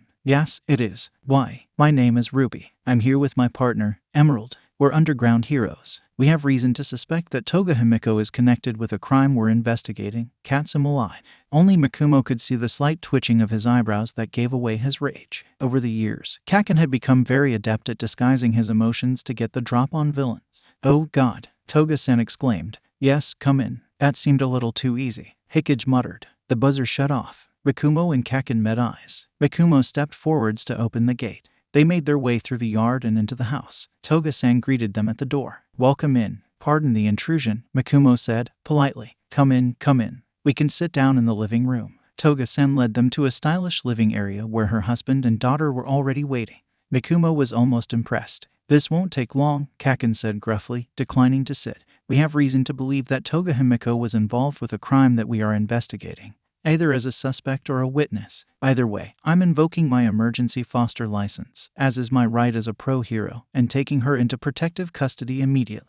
Toga Himiko's face fell. A crime? Her father gasped. Her mother's eyes went wide, and then she buried her face in her hands. They don't even doubt it, Second asked, offended on Toga Himiko's behalf. She's not going to jail or anything, Mikumo hurriedly assured. But we think she may be in danger, so we're taking her into protective custody. It's to save her life. It was strange, seeing Toga Himiko as a kid again. She was so young. Mikumo hadn't really realized how young they had all been back at the start. Oh, Izuku. You have no idea, Yoichi murmured. Toga Himiko was silent as they made the rest of their excuses to her parents, who didn't seem to have as much of an issue with letting Toga Himiko go as Mikumo had expected. They sent her upstairs to pack a bag. Finally, they were out of that house with Toga Himiko in tow. First things first, kid. How do you want us to address you? Kaken asked. Toga-kun is fine, Toga-kun answered. All right, Mikumo cheered. Second things second, we made up the crime allegations. You, what? We made it up. Or, rather, we exaggerated them. You have been a witness to a crime. Child abuse is a crime, Kaken explained. Toga-kun stopped in her tracks. What? I'm not abused. I'm normal, she said. Her voice sounded flat. Nothing like the Toga that Mikumo was familiar with. Bullshit. Hikage, Degoro. And then hollered in unison. Let's put it this way. Are your parents nice to you? Mikumo asked. Yes, okay, nice, whatever. Do you want to stay with them? Kaken interjected. Her silence was telling. Do you ever daydream about running away, Toga-kun? Mikumo pressed. Maybe, Toga-kun admitted. Oof, mood, Yoichi said. You want to run away from us? Third asked, deeply upset. Not you guys, idiot. My brother, right, and then what? Sleep on the streets? Kaken scoffed. Nah, fuck that. We're getting you better parents. That won't work, Toga-kun asserted suddenly. Nobody will like me if I can't act normal. And I can't always be normal around my parents. It's too hard. I want. What do you want? Mikumo asked, gently. I want blood, Toga-kun shouted. My quirk lets me transform into anyone I drink the blood of. It's why I can't be normal. I want blood. It just looks so pretty and I want to taste it, and I see a pretty person and I can barely stop myself sometimes. I want to taste them. I want to be them. Okay, Mikumo said, easily. It seemed to take the wind out of Toga-kun's sails. Okay, she echoed. Aw, poor thing, Nana cooed. Yeah, okay, Kaken repeated. Sounds to me like a quirk-induced urge. There are papers on things like that. It's built into your plus alpha, so you don't have to spend years trying to figure out what your quirk is. It's what helps you use it instinctively. That's a thing. Yeah, so there's nothing wrong with you, Toga-kun. You've been normal this whole time, Mikumo explained, smiling wide. Baby Toga-kun was such a sweetheart. He couldn't believe her own parents made her feel bad for a natural part of her quirk. They walked on in silence for a minute. Toga-kun had a thoughtful face on. Mikumo knew she probably just needed some time to let what they had told her sink in. Just asking, How did your parents not know this? Don't they have quirks similar to yours? Kaken inquired, breaking the silence. Oh, well, not quite. Dad's quirk is that he can perfectly replicate the recipe of any dish he's eaten before. Mom's quirk lets her transform her fingers into different tools, like a hammer or a screwdriver. I got a quirk that's a mix of both, I guess, Toga-kun explained. Now that they had told her that they didn't think there was anything wrong with her, her voice wasn't quite as flat. She seemed a little lighter. Good. So, if you wanted to get me new parents, are you guys my new parents? Toga-kun asked. Mikumo tripped over his own feet. Kaken's posture shot to perfectly straight. What? He roared. Please wait before giving us any grandchildren, Izuku. Nana chimed in brightly. The rest of the vestiges laughed in the background. Us? What? Haha, no. Why would you? No way. Mikumo stuttered. Toga-kun's shoulders slumped. Oh, she said. Okay, I guess. It's not that we wouldn't like to take you in, Toga-kun. Mikumo hurriedly assured, waving his hands through the air. But we're only 10 years older than you. We're not ready for kids. Oh, Toga-kun said, brightly. Okay, so who will I be staying with? Oh, you didn't think this part through. Second scoffed. Leave them be, they had other priorities, and audibly rolled his eyes. Kaken said, face going blank. Right, so, they had gotten Toga-kun out. Now where did she go? Maybe to someone with a similar quirk. You know anyone like that? Degoro suggested. You have new parents lined up for me, right? Toga-kun asked. You must know someone with a blood-based quirk. They're not that uncommon anymore, Third mused. Vlad King, Mikumo blurted. Kaken blinked at him. Vlad King, he echoed. Why not? They both have blood-based quirks, and Vlad King's actually lets him remove and harden his blood, which makes him perfect to handle Toga-kun's quirk. He could pre-make her snacks, Mikumo explained. That could work, Kaken mused. Toga-kun jumped up and punched the air. Yeah, let's go get a new dad. She cheered. No, Vlad King said, scowling. What? You didn't even let us finish. Kaken protested. No, I'm a pro hero and a teacher on top of that. I don't have the time to look after a teenager. But, Vlad King, sir. No, final answer. He slammed the door. Toga-kun wilted. What an asshole, Nana seethed, full of rage. Well, that flopped, Kaken sighed, dragging both hands down his face. We can't force him. That wouldn't work out. Would it? No, Mikumo agreed. And it's getting dark. We can't be parent hunting and dragging a teenage girl around at all hours of the night. That sounds fun, Toga-kun interjected. What's wrong with being up at all hours of the night? And asked. Nobody answered. Well, what do you want to do? Bring her home with us, Kaken asked, obviously intending it to be a sarcastic, rhetorical question. Mikumo thought that was a great idea. That's a great idea, Kaken, he enthused. Your mom mentioned owning a spare futon, right? She can stay with us for tonight, and we'll find her new parents in the morning. What? Kaken asked flatly. What? Kaken roared. Well, I don't see why not. Auntie Mitsuki hollered back at him. I only explained her situation so you'd know why she has to stay the night, Kaken complained. And I don't see any reason it should stop with one night. Auntie Mitsuki fired back. Toga-kun's shining eyes bounced between Auntie Mitsuki and Kaken like she was watching a tennis match. You don't even know her, Kaken protested. Then I'll get to know her, Auntie Mitsuki insisted. Uncle Masaru laughed softly from where he was seated on the couch. Katsuma, let your mother have this. She always wanted a girl, Uncle Masaru interjected, sounding somehow both stern and wistful. Yeah, brat, listen to your father. Mikumo walked into the kitchen the next morning to discover that the whole Bakugo family was already awake. Kaken was sulking over his breakfast at the kitchen table. Auntie Mitsuki was grabbing some milk out of the fridge. Uncle Masaru was cooking more eggs at the stove. Auntie Mitsuki was looking through the spice cabinet. And Katsuki was eating his breakfast in the chair across from Kaken. Mikumo blinked hard and looked again. No, you're seeing that right, Nana assured him. There were two Auntie Mitsukis in the kitchen. The one holding a milk carton looked up and met his eyes, and then broke into a bright, beaming grin. Look what my new mom let me do. She squealed. That's great, Toga-kun. Who? Uncle Masaru prompted. I'm Bakugo Himiko now. But since you're engaged to my new Oniai-chan, you should call me Ni-chan. Mikumo scratched the back of his neck awkwardly. What if I call you Himiko-chan? He counter-proposed. Himiko-chan gasped with delight. Yes, please. It's not as good as Ni-chan, but I really like it. She enthused. Mikumo smiled, relieved. I'm glad, he said. Entering the kitchen, he got his plate of eggs from Uncle Masaru and sat down at the table next to Kaken. It was quiet for once, and he was eating good food next to his wonderful fiancée, surrounded by his family. Despite the new addition, or maybe because of her, it was a happy and peaceful morning. Himiko settled into the house easily. At least Katsuki wasn't kicking up a fuss about it, that brat. After learning that Katsuma and Mikumo were engaged, he seemed to just resign himself to whatever was happening and started focusing on his training with Yagi instead. Katsuma predicted that Katsuki just didn't want to acknowledge that he was now the baby of the family. Nothing like gaining 2 new siblings to tire out a guy's ego. Katsuma was fucking loving it. He was the big brother, the Oniai-chan, Himiko calling him that for the first time. That same night they had brought her back to his family had startled him. It was a title that Uri had taken to bestowing upon everyone in Class A, so it was strange to hear someone else call him that. It still came with that same sense of pride and love, though. It was nice. Ugh, gross. He couldn't believe he was getting sentimental about Himiko of all people. At least she wasn't a villain yet. These are feelings you're supposed to have towards a little sister. Mikumo plopped down next to him on the couch, holding a tablet. What do you think of this one? He asked. Katsuma took the tablet from Mikumo and looked at what was pulled up on screen. It was another apartment listing. He took a moment to read it over. Looks good to me. If you like it too, we should schedule a viewing, Katsuma answered, passing the tablet back. Okay, Mikumo agreed. He leaned against Katsuma, resting his head on Katsuma's shoulder. That'll be the 3rd viewing we have scheduled, then. Sounds good to me, Katsuma murmured. They had had a late patrol last night. It was a lazy morning, even if it was nearly noon. Katsuma knew he was going to have to get up and eat and train some soon, but he deserved to be lazy on the couch with his fiancée.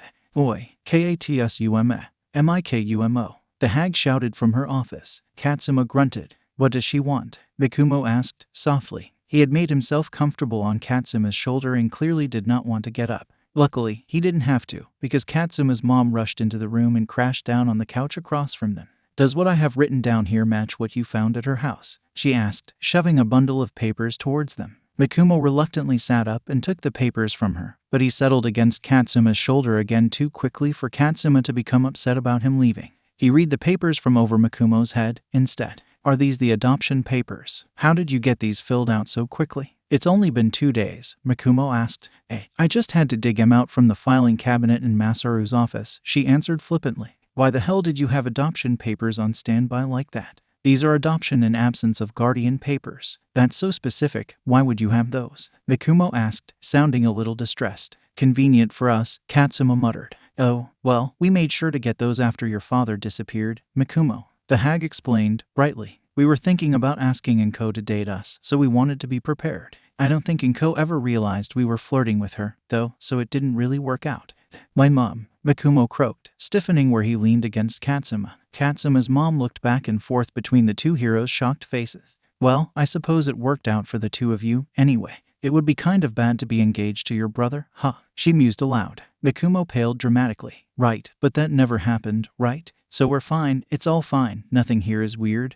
We're all good. He rambled erratically. Right, don't worry. Haha, Mikumo-kun, you've always been such an easy tease. This was a decade ago. Loosen up. It never came close to happening. The hag waved her hands through the air, dismissing the conversation. Well, other than concerns about where you got these papers, they look to all be in order, Mikumo said, visibly regathering himself and flipping through the adoption papers. Great. The hag cheered, standing up and grabbing the papers away from Mikumo. I'll get these filed in the right places, then. That would be great, thanks, Katsuma grunted. He slung an arm over Mikumo's shoulders to pull him closer. His mom gave him a smug look as she left the room. By now, Stain has been active as the hero killer for about 1 year, Mikumo explained, waving a Campo's notebook in the air. He opened it to a page near the beginning, stabbing his finger at it. He targets 3 fake heroes in each city before moving to the next. The hard part is telling which city he'll go to next, because, probably to throw off anyone tracking him the way we are, he never just goes to the next city. It's always far away. Well, he's not an idiot. Who defeated him last time? Endeavor. TCH. We're way better than Endeavor, Katsuma scoffed. About that. Yeah, Endeavor wasn't even there. Kakin, Mikumo said delicately, setting his notebook down on the coffee table. The hell are you talking about? It was all over the news. He rescued you, Tenya, and Shadow from Stain. In class the next week everyone was bugging you about it. Right. Which is how I know Endeavor wasn't there. Katsuma scrubbed a hand through his hair, sighed, and gave Mikumo a look. Mikumo squeaked. Right, so, actually, you remember how Ingenium the First was crippled by Stain. Tenya-kun might have, tracked him down to try and kill him as revenge for that. Tenya did that. Holy fuck. Class Prez. The most responsible hero he knew. Yeah, and I maybe suspected that he was planning on that based on where he chose to do his internship. And then, when I found them, Tenya was paralyzed, so I sent out my phone location, but only Shadow was in the area, and then I got paralyzed, and then he decided I was a true hero, so he was gonna spare me and he was going to kill Tenya, and Shadow showed up just in time and blasted him away with fire, and we fought, and then Tenya kicked him in the face at the same time I punched him and he passed out, and then some pros and psychics that weren't having any luck fighting the Namu arrived because they had been sent by Endeavor because Shadow gave him the address when he ran to find us, except they couldn't do anything. And then I got picked up by a winged Namu, and Stain woke up and broke out of his binds and managed to paralyze and kill it. Then we fell to the ground, and his declaration that was caught on camera and went viral happened, and then he passed out standing up and the pros arrested him. You're mumbling, Mikumo, Katsuma said fondly, reaching out to flick him on the forehead. Deku made a show of pouting, but then he looked at him with those big starry eyes. Fuck. He couldn't focus on how cute the nerd was right now. He had to focus on Stain. Right. Anyway, that's what happened. The Endeavor thing was a cover story because they didn't want to have to punish us for taking down a serial killer on the same night that Hasu was attacked by 3 Namu. But we didn't have our licenses yet, so legally they would have had to. Honestly, it's a miracle that they bothered to cover it up at all after Todoroki tried to fight the chief of police. Mikumo bemoaned, burying his face in his hands. This fucking idiot helped take down a serial killer before he even had his provisional license. On purpose. If it wasn't about 7 years too late, Katsuma would fuck him up. Right, Katsuma managed, reigning in the reflexive anger. When we talked to Nenzu, we established that we have to take down Stain without his message getting out this time, because we know he directly inspired Toga, Dabai, and Spinner to join the league. I think Magni might have been inspired by him too, but I don't know much about her. She disappeared at some point and was never seen again. I think she might have died. There anything we can do to save her? Mikumo sighed heavily, leaning back against the couch. No, she was already a villain before joining the league. I looked her up after the training camp incident. 9 armed robberies, 3 murders, and a bunch of attempted murders, too. She won't be open to us, and I don't know enough about her to find her anyway. Damn, yeah. Either way, we need to find Stain. Maybe then the league will be a little less dangerous. We've already saved Himiko-chan. After all. Fuck yeah, we did. Okay, what do you have? Mikumo opened his notebook. And they got to work. 2 days later, they had their lead. It had hit the news just hours earlier. The pro-hero Dynamo had been killed by the hero killer Stain just hours earlier. If Mikumo's analysis of him was correct, which it was, then the gemstone duo would be dropping in on Stain shortly. First, though, they had to say goodbye to the brats at Dagaba Beach. You missed a spot, Katsuma heckled, pointing out the last piece of trash keeping this particular tower upright. You missed a spot, Katsuki echoed angrily, blasting the trash away and quickly taking flight before the pile could collapse on top of him. Do you have to go? Izuku's voice came from over the next trash pile. This isn't the first time we've left Dagaba to go on patrol, you know. I promise we'll be fine, Mikumo assured him. What? Katsuki barked, taking in the look on Katsuma's face. Nothing, brat. We're going on patrol soon. Izuku seems upset about it, Katsuma explained, absently. TCH. Katsuki kicked the sand, making it spray up in an arc of white rock and shattered bits of plastic. Now that we, personally know actual heroes, or whatever, he's been getting really worried anytime the hero killer hits the news. He'll be all jittery in class the day after the news hits. Katsuma felt his eyebrows pinch. He shouldn't be worrying like that. Why the fuck do you care what he worries about? Katsuki spit, letting another explosion out to break a washing machine into smaller parts. You need to be nicer to him. He grows up to be a great hero. He's way stronger than you think he is. Fuck off, Kakin, Mikumo called, jogging over to them. Are you ready to go?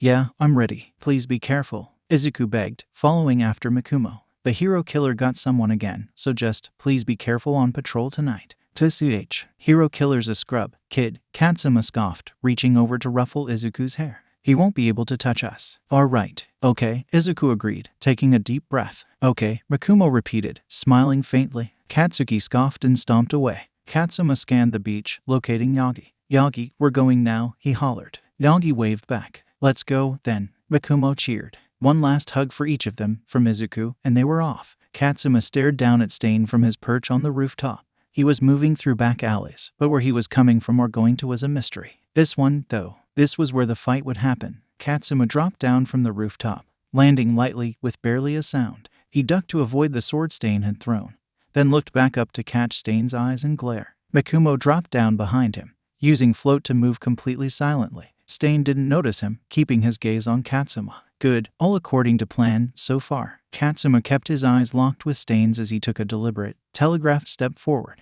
Mikumo drifted forward slowly, using float to keep himself silent. Stain, and who are you? You can call me Ruby. I'm an underground hero. Stain's eyes narrowed. You think you are worthy of the title hero, and yet you seek me out. Why? Because, as a hero, I want to keep people safe. Sometimes, that means taking murderers off the street, Katsuma replied, intensifying his glare. Stain scoffed. Dynamo deserved to die. The HPSC covered it up, but he was a murderer as well. Excessive force on a shoplifter. The child of that dead woman tracked me down and told me what Dynamo did. I only acted to ensure justice. Stain shouted. Katsuma ducked under another flying blade, then leapt immediately upwards, boosting his height with one explosion to propel him off the ground and one explosion to burn Stain's face. He landed about a meter back from where he had been standing before, hands up in a defensive position. I couldn't care less about Dynamo, Katsuki growled out. He felt a smile slip over his lips. But you should watch your back. As Katsuma said that, Makumo abruptly upped the force he was putting into float, accelerating up to be too fast to track.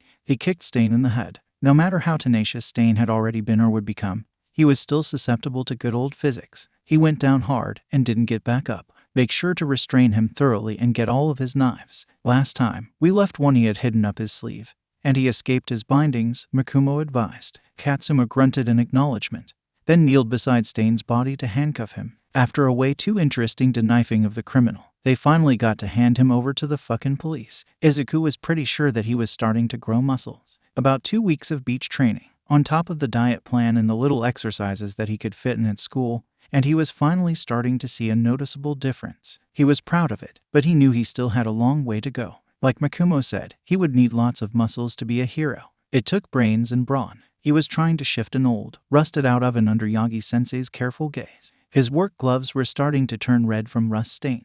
Katsuma and Katsuki were at a nearby trash pile, working on something Katsuma had referred to as minimum applied force. From what Izuku could gather, it was a lesson about how to be more efficient by making his explosions smaller. That was fascinating. If you prioritized precision over force, it would make it a lot easier to work in areas with a high density of civilians. Because once precision is natural, you wouldn't have to worry as much about accidentally hurting civilians. This wouldn't just apply to Kaken's rescue maneuvers, but also if he used his explosions to fly over a crowd, apprehending villains non-lethally, all sorts of things. Makumo was standing on the stairs about 20 meters away, alternating between reading something on his phone and watching Kaken and Izuku train.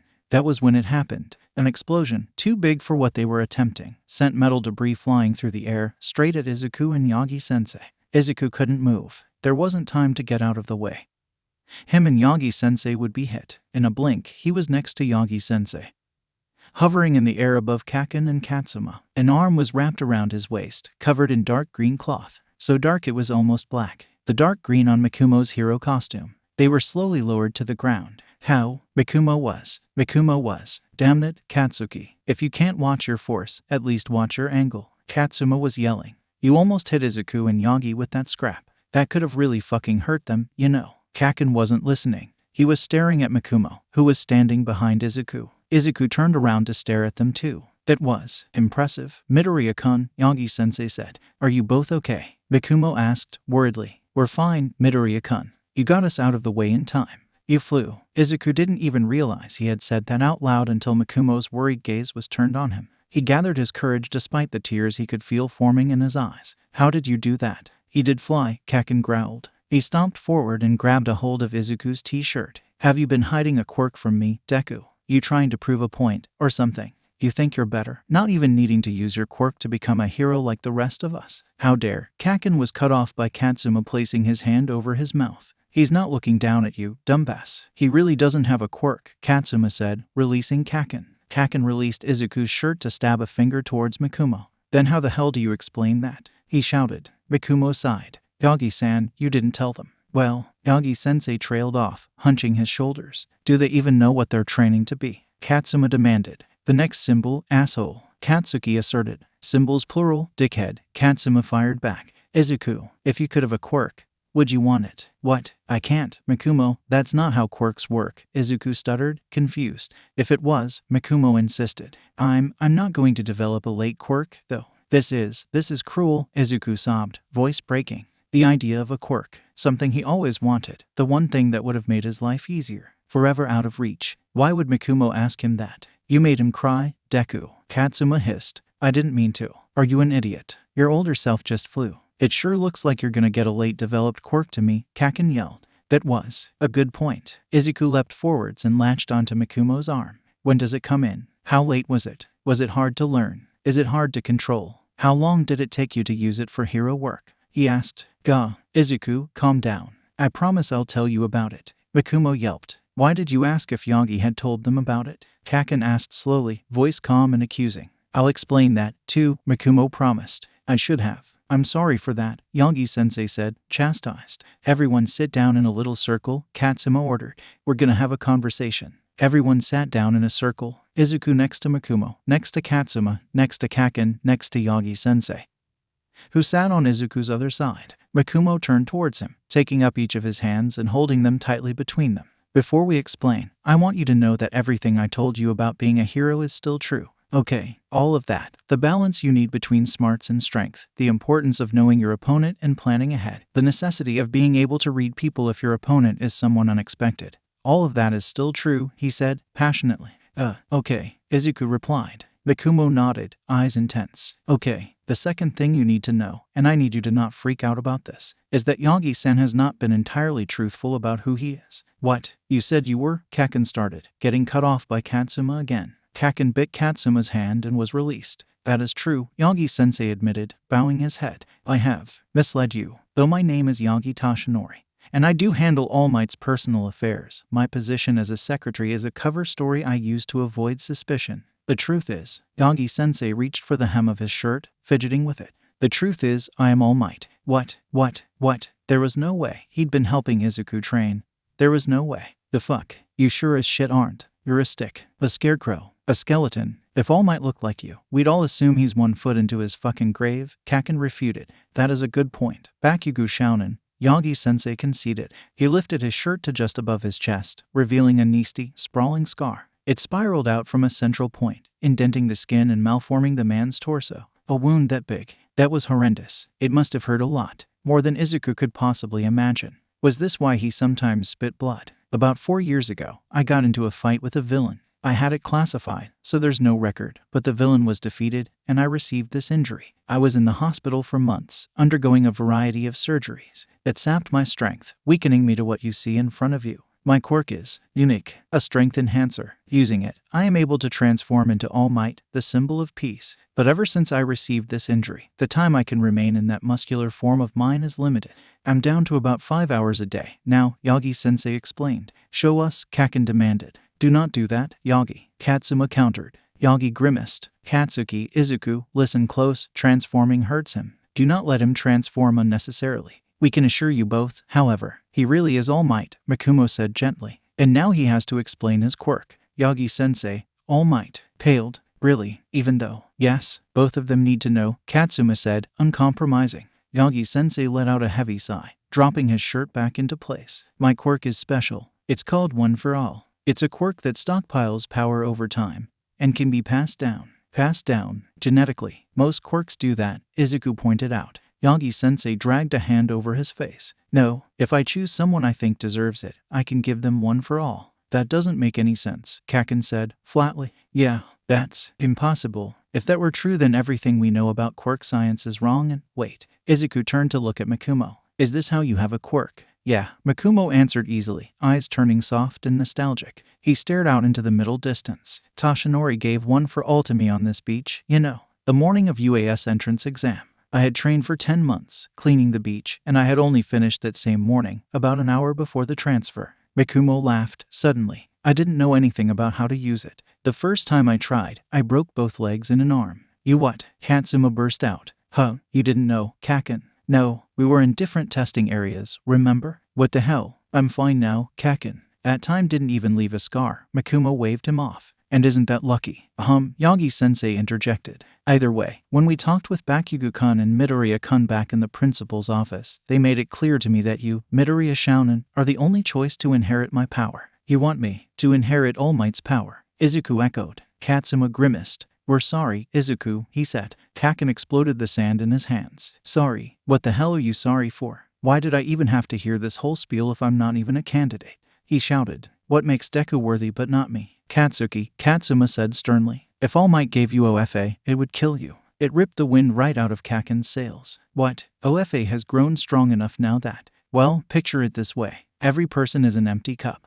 A quirk is a liquid that fills the cup. It fills it perfectly. If you add another quirk on top of that, it overflows. It would wear away at your energy until you would be doomed to die young, Mikumo explained. How young? Izuku asked, nervous. He didn't want to die. I'm not sure. There's only one OF8 user who died from old age, and he died somewhere in his 40s. So I think, by now, it would be somewhere in your 20s, Mikumo mused. Izuku panicked. He didn't want to die in his 20s. Wait, Mikumo was in his 20s. You're dying? Izuku asked, panic obvious in his voice. What? No, Mikumo assured. I'm biologically quirkless still. So, if anyone with a quirk was given OFA, they're trying to fit 2 glasses worth of liquid into 1 glass. My glass is empty, though, so I only have 1 glass of liquid, so I'll be fine. You promise? Yeah, it's my quirk, after all. I think I know how it works by now, Mikumo smiled. Is this? Izuku turned to look out over the ocean. Is this why you hesitated when I asked if I could be a quirkless hero? A drawn-out silence. Yeah, Mikumo said, voice subdued. Because I can't. I can't become a hero without one for all. Izuku choked out, feeling tears rise to his eyes. No, Mikumo startled, lurching forwards and grabbing onto Izuku's shoulders. No, that's not what I mean. I've been talking to Kaken about this. You are smart enough and can become strong enough to be a quirkless hero. You can still save people if you're quirkless, but with OFA, you can do more. Reach more people, save more people. Offering you one for all isn't about thinking that you need a quirk to be a hero. It's about passing down a legacy. It's about the people that held the quirk before you, and how you'll honor them with what you use it for. It's about becoming the best hero you can be. Do you understand, Izuku? I think so, Izuku answered, wiping at his face. Mikumo searched his face for something, eyes intense and somewhat desperate. No, you don't understand, he concluded, speaking softly. What? What more was there for Izuku to understand? Not yet, but you will. One day, you will. Oi, let the kid go, will you? You're freaking him out, Katsuma intervened, pulling Mikumo away. If one for all is a strength enhancer, how did you use it to fly just now? That wasn't just jumping fast. That was flying. You hovered, Kaken asked. Another good point. Kaken hit lots of those today. Well, like Yagi-san explained, OFA stockpiles power over time. By the time it reached me, it had grown strong enough to let me access the quirks of the past users. The quirk I used to float, belonged to Yagi-san's predecessor, Mikumo explained. Wait, I'm getting multiple quirks. What are they? Izuku pleaded. Sorry, other than float, which you will probably see me use, I don't think it's a good idea to tell you about them. Once they show up, I'll help you to master them safely, but your personal journey with OFA will be important, Mikumo said, smiling wide. My personal journey. Yeah, I know mine really helped shape who I am today. Mikumo stopped smiling, leveling Izuku with a look that was strangely serious. Izuku, you understand that we're different people, right? What? Why, yeah. Because as soon as Kaken and I arrived, we started changing things, which means your circumstances are different than mine. You're not going to grow up to be me. He wasn't. But Mikumo was amazing. He was everything Izuku had been chasing for years, the heroic ideal he had always wanted to achieve. I'm not, Izuku asked, voice breaking. Of course not, Mikumo asserted. You're going to be better. Oh, Mikumo thought Izuku could. That he was going to be. He was going to be better. Katsuki was innocently practicing his fucking aim when Katsuma and I came up behind him. What the fuck did he want this time? He stood there for a minute before saying anything. He had that weird look on his face that Katsuki was unfamiliar with on his own face. The kind that said he was about to try and have a serious conversation about feelings. He had approached him with the same expression right before Himiko-ni's adoption, and Katsuki saw him go up to Mikumo with that face on a lot, usually before they went and hid in their room, presumably so they could talk about future shit. Well, Katsuki demanded, after a few moments of silence. Every kid in your class wants to be a hero, Katsuma-ni said. Yeah, and so why is it that Izuku is the only one you've ever felt threatened by? What? Katsuki shouted. He was not fucking threatened by shitty Deku, except that he apparently had been chosen as All Might's fucking successor, on his own merits, in the original timeline, even if in this one it was on Mikumo's recommendation. Mikumo's, and Katsuma-ni's. How the hell had Katsuki's opinion of Deku shifted so much? 12 years was enough to fall in love with the fucking shitstain that insisted on looking down on him. It didn't make any sense. Katsuki did his best not to think about it. Look, if you didn't feel threatened by Izuku, then you wouldn't have been bothered by his want to become a hero, even before you both learned about OFA. Shut the fuck up. Just think about it, Katsuma-ni insisted, walking away. He joined Mikumo at the edge of the beach, and they shared a quick kiss before heading off to patrol. Gross. Katsuki hated seeing that shit. Katsuki hated a lot about the situation. Deku had been chosen to inherit the strongest quirk in Japan. Apparently his future self would fall in love with the kid he hated. He had picked up calling his future self with the ni suffix from Himiko ni after she was adopted, which irritated him, and made Katsuma ni smug as fuck, which irritated Katsuki more. And now his future self thought he felt fucking threatened by Deku. Before he had learned about OFA. Bullshit. Except that his future self had been him. And probably remembered being him, and that meant he knew what the fuck he was talking about. Katsuki let another explosion decimate a microwave. The trash pile tumbled down to the right, which was safely away from any people standing on the beach. Good. Unfortunately, as he kept thinking about it, Katsuma ni's words kept making more sense. He didn't care when the extras in class declared that they would be heroes. So why was it different when Deku did it? Was it because he and Deku were childhood friends? Technically, he still had 2 other childhood friends in class, but they didn't really use that term between the 3 of them. Even though everybody referred to Katsuki and Deku as childhood friends. Maybe it was because their moms knew each other. Katsuki had seen Deku a lot more than he had fingers or undercut growing up. Was that it? He and Deku had that shared obsession with All Might, too, which was kind of weird to think about now that they actually knew the man. But Deku insisting he would be a hero, just like Katsuki, was just so condescending. Before OFA, he had no guarantees. Nobody had heard of a quirkless hero. And they never would, because it was ridiculous. Katsuki had the perfect quirk to be a hero. Everyone had told him that his entire life. And he made it better. He honed it. He aimed for perfection. He excelled. Perfect quirk, perfect record, perfect grades, perfect fucking everything except his condescending shit of a childhood friend. So yeah, maybe Katsuma ni had a point. Deku wasn't exactly another extra. He was probably a minor antagonist. But wanting to crush Deku into the ground didn't mean that he felt fucking threatened by him. The thought didn't leave his mind for the rest of the night. He cornered Katsuma ni at breakfast the next morning, before anyone else was up. What the fuck were you talking about yesterday? Katsuki hissed. Katsuma ni laughed nervously, setting down the carton of milk he was holding. I don't know, what do you think? He asked, flippantly. I think you're full of shit, Katsuki growled. Katsuma ni laughed again, which, now that Katsuki thought about it, wasn't like him at all. That's a mean thing to say to your Oni-chan. Katsuma ni pouted.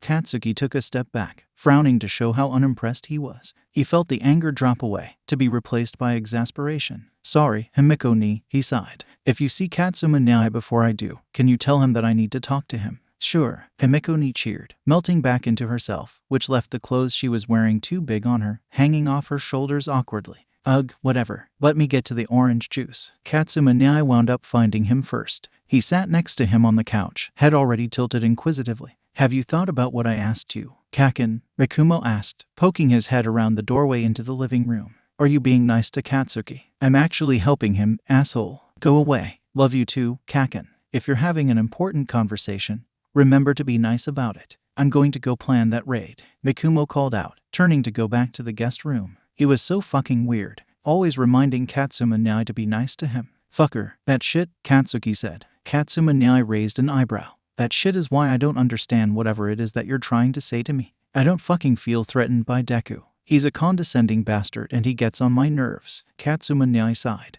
Really, that's what you're going with? He's an asshole who looks down on me. Why the fuck would I feel threatened? Newsflash, Katsuki, not everybody who offers you help thinks that you're incapable. What the hell are you talking about? If I'm not strong enough to handle myself, then what's the fucking point? Sometimes, people who offer you help know that you can do whatever it is by yourself. They just don't think you should have to. Even All Might accepts help when he needs it, dumbass. Izuku legitimately admires you. You think he would have stuck around this long if he actually looked down on you? Notice he doesn't talk to those other 2 anymore. Fucking, what were their names? Ugh, fingers and undercut. You know who I mean. That was a good point. So what? Katsuki fired back, from lack of other things to say. So, if Izuku isn't looking down at you, why do you feel threatened? I don't. He wouldn't have become a hero if he didn't get OFA. Are you forgetting what I told Izuku when we first arrived? Katsuma ni asked. You told him that he could be a hero without a quirk, Katsuki realized. Why? You don't even know that for sure your Deku got OFA.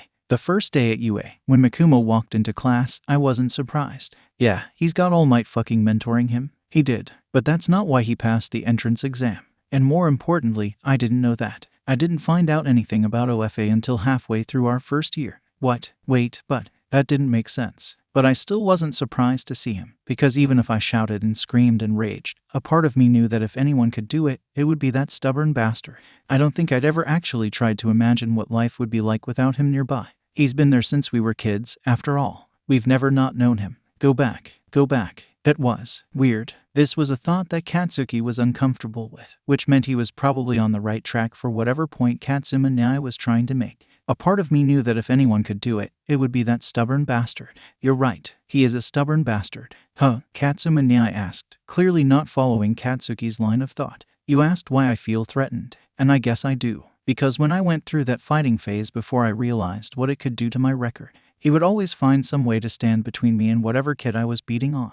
Even if he was quirkless and scared and trembling, he stood between us with his fists raised. He's fucking insane. Overcoming fear to do the right thing. What does that sound like? Sounds like something fucking heroic. Katsuki grumbled. Katsuma Nyai ruffled Katsuki's hair, roughly. Yeah, Katsuki. Sounds like maybe Izuku has a real heroic spirit. Huh, heroic spirit. Did Katsuki have that? Katsuma Nyai must have seen something in his face shift, because he leaned forwards to meet Katsuki's eyes. Katsuki, that heroic spirit takes many different forms. Izuku's drive to save people, rescue heroes' ability to keep slogging through rubble and gore and pull out the people left alive, investigative heroes' commitment to finding the truth, and your drive to win. My drive to win. Winning ain't worth it unless it's a complete victory, right? And we're both such perfectionists. That complete victory means 0 casualties to heroes and civilians.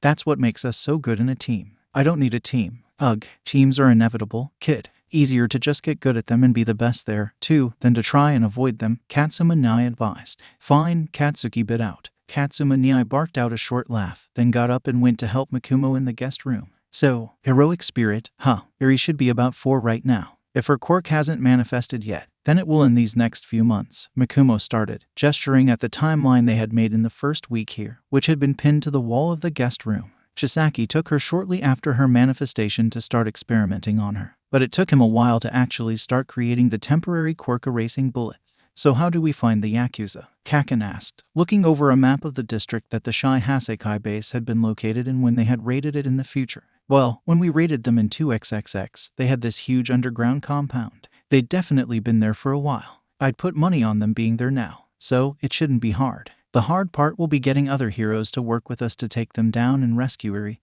Mikumo mused. Why do we need other heroes? Are you really suggesting that we can take down the Yakuza without any help? I think you could do it. Yoichi cheered. Are you okay, sweetheart? I'm being serious this time. Are you sure you're okay, like, mentally? Nana asked, addressing Yoichi. I'm with Yoichi, and agreed, enthusiastically, because he could never resist chaos. Mikumo does his level best to ignore them. He's sure Nana has it handled. Mikumo was more concerned about whether or not Kaken thought they could fight the Yakuza. Kaken, pointedly, had not answered him. The problem with the Shai Hasekai was that they were good enough to not be on anyone's radar. Even knowing where the base was, Mikumo didn't have much information on who they might end up fighting, which was a bad thing. He remembered that Ijiru had come out of that raid injured, but he had no idea who had given him those injuries. Luckily, help came in the shape of an unexpected phone call. Tsukachi-san had summoned them to the station. I had a bad feeling about this one when he showed up, Tsukachi-san explained. The longer you work for the police, the more you get a feel for this kind of thing. What do you mean? Kaken asked. The kind of problem that will become a bigger problem in the future. Lucky for me, I remembered that I now have 2 actual time travelers who may be able to help. Tsukachi-san led them into the observation room. A nondescript man sat in the adjacent interrogation room. He claims he was part of the Yakuza, which should have died out after the emergence of quirks. When we asked why he turned himself in, he said that he didn't like the new management, and figured his chances would be better in prison, Tsukachi-san said mildly. He turned to face the gemstone duo. Thoughts? A grin slowly spread across Kaken's face. His gaze didn't stray from the gangster. This is just the lead we've been looking for. Mikumo cheered. Apparently, you didn't have to be very high-ranking within the Shai Hasekai to know things about the 8 bullets. Armed with the knowledge that the gangster had given them, the gemstone duo put in a request for a team-up meeting with several heroes through the Hero Network. 2 nights later, they found themselves in a conference room at Midnight's agency. It was lucky they got her on board. Really, she tended to straddle the line between being a spotlight hero and being an underground hero. The other heroes they had requested both showed up, as expected, Eraserhead and Kesajiraman. Mikumo was looking forward to working with them, though it would be difficult not to refer to Eraserhead as Aizawa-sensei. We'll help you out. We can remind you, and volunteered. Mikumo appreciated that. He took a deep breath and explained the plan. They had been in luck, as the gangster had told them about a back way into the compound. Otherwise, that whole stealth idea would have been screwed. It was also a good thing that Mikumo had gotten used to working with his respirator up. Apparently, Wearing a mask to filter out dust in the air and wearing a mask to filter out somnambulist in the air were extremely similar. The Shai Hasakai compound was underground, and, while there was some airflow, it wasn't quite well ventilated enough to counteract Midnight's quirk. Thank fucking Jesus for that. Gang wars are awful, Degoro said, which was concerning. Had he been in a gang fight before? Is there something I need to be worried about? Mikumo thought back, nervously. Nah, you're doing great, kid. Keep up the good work, Degoro assured him. Mikumo did not feel particularly reassured. Their group crept forwards on silent feet, surrounded by a haze of purple. It was eerie. The haze moved ahead of them, so by the time they turned a corner, everyone was already asleep, laid out on the floor, slumped against the walls. It had the effect of making the whole place seem unnaturally quiet. The sound of heavy breathing kept getting louder. They approached. It was Sakaki Deidoro, snoring like a lunatic. The Racerhead glared at him as they passed. Kesajiraman kneeled next to properly handcuff him. The first of the 8 bullets to be captured.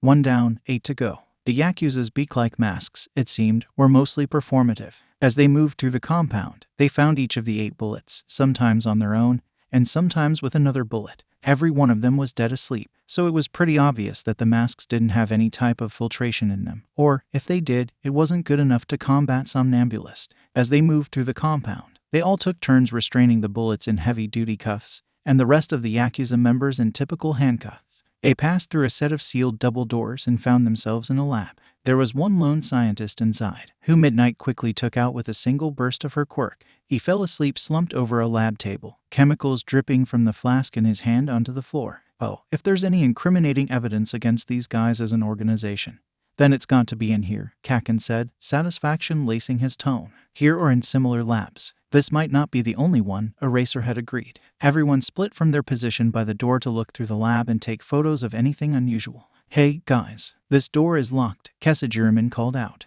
Everyone stopped and gathered in front of the locked door. Well, that's suspicious, Midnight frowned, after trying the door handle. This door was not airtight, but having any locked room attached to a literal evil scientist's laboratory was suspicious. Midnight took a step back and readied her quirk. Eraserhead crouched by the door and produced a set of lockpicks. A moment later, there was a click. He stood and threw the door open. Midnight leapt forwards, prepared to use her quirk on any hostiles. It was a small, concrete room with one bed in it.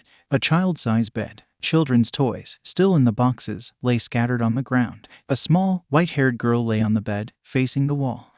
She was asleep. A kid, Eraserhead asked, voice betraying his astonishment. Oh, right. Nobody except Mikumo and Kaken knew about Eri. At least you found her, Yoichi said. He was right. What would a kid be doing here? You think she might be the kid of that scientist? Midnight asked, throwing a thumb back to indicate the snoozing scientist she was referring to. Are you blind? Kaken scoffed. Look at the bandages on her arms. Even if she is that scientist's kid, she's clearly injured. It looks like she's been living in this room, too. Shit, should we wake her up? Kesajiraman asked. Everyone hemmed and hawed and shrugged, so Eraserhead stepped forwards and gently shook her shoulder. Hey, you okay? He asked, softly. Eri didn't move when she woke up, but she did visibly stiffen. It was heartbreaking to see her so hurt, so deeply scarred by fear, already taught to brace herself even against kind voices. She was just so little, even littler than she had been when they had rescued her the first time. Eri was 4. She was 4 and scared, and already being used as a science experiment by a deranged, hypocritical monster. Calm down, Mikumo. It's okay. You've saved her. She'll be all right, Nana soothed. Mikumo took a deep breath. Nana was right. They had saved her 3 years earlier than last time. That was 3 more years free of Chisaki, 3 more years of happiness in the place of pain and abuse. This was a good thing. No matter how heartbreaking it was to see Eri sad and broken again, just as they had found her the first time. Mikumo didn't need to worry. He already knew how amazing and happy she'd grow up to be. Eri sat up and turned to face their group, clearly realizing that Eraserhead's voice wasn't one that she recognized. Who are you? She asked, anxious eyes scanning them. We're heroes, kid, Midnight assured her, smiling wide. Heroes? Eri echoed, a note of hope in her voice. Yeah, Eraserhead nodded. Are you? Eri shrank in on herself. Are you here to arrest me for what happened to Papa? This was obviously not a question anyone had been expecting. What happened to your Papa? Mikumo asked. I reversed him, Eri whispered, clenching her fists in her lap and ducking her head. My disease killed him. Your disease? Midnight prompted, concern leaking through her voice. My quirk, Eri explained. That doesn't sound like it was your fault, Eraserhead said, carefully. Did you mean to do that? No, Eri protested, tearing up. It was the first time I ever reversed anything. I didn't mean to. Then it wasn't your fault. We're not here to arrest you. We're here to save you, Eraserhead promised. Boss won't let you, Eri warned them. Boss? Kasajiraman asked. Chisaki, Kaken growled. Mikumo put a hand on his arm. We'll get him. Don't worry, Mikumo swore. Come on, kid. I'll get you out of here, Eraserhead said, standing up. He reached down to pick up Eri, and her horn flashed. No, she cried out. I can't control it. I don't know how to control it. I don't want to hurt you. Well, that's easy. Midnight laughed. She's right, kid. My quirk is called Erasure. Anyone I look at can't use their quirk. So, I'll keep looking at you, and you won't be able to hurt anybody, Eraserhead explained. That was a mindset they would have to fix, obviously. But it got Eri to climb into Eraserhead's arms, which was where she belonged, so. Aren't they precious? Nana squealed. Yeah, and agreed, sighing dreamily. We still haven't found the last guy, right? Kaken asked, abruptly. He stomped out of Eri's room, stopping just outside the door. He was probably trying not to cry from looking at her. There's another set of doors on the other side of the lab. We still haven't cleared the whole compound. I called the cops a while back, so they should be here soon to start taking in perps. We really should clear the rest of the building before they arrive, Midnight agreed. Okay, we have to protect this girl now, as well, Eraserhead said. Midnight, you take point. I'll walk in the middle, since I've got the girl. Kasajiraman, Emerald, take sides. Ruby, take back. Are we all good with that? A round of agreements. Good. All right, let's go. You're really going to keep calling her the girl? Midnight raised one eyebrow. Eraserhead huffed. What's your name? He asked Eri. Eri looked up at him from where she had snuggled into his chest. Eri, she answered. Eri. All right. I'm going to carry you with us until we've finished here. Is that okay? Okay, Eri agreed. Eraserhead nodded. All right, let's move out, Kasajiraman ordered. They filed out of Eri's room and went towards the doors in the back of the lab. Midnight kicked the doors open and let loose with her quirk, flooding the hall. They moved forwards carefully, walking through the purple haze with caution. The only target left to arrest was Chisaki. After all, they wanted to be careful. Somnambulist put Eri to sleep, too. Eraserhead would have to be extra careful now that he was in charge of a sleeping child.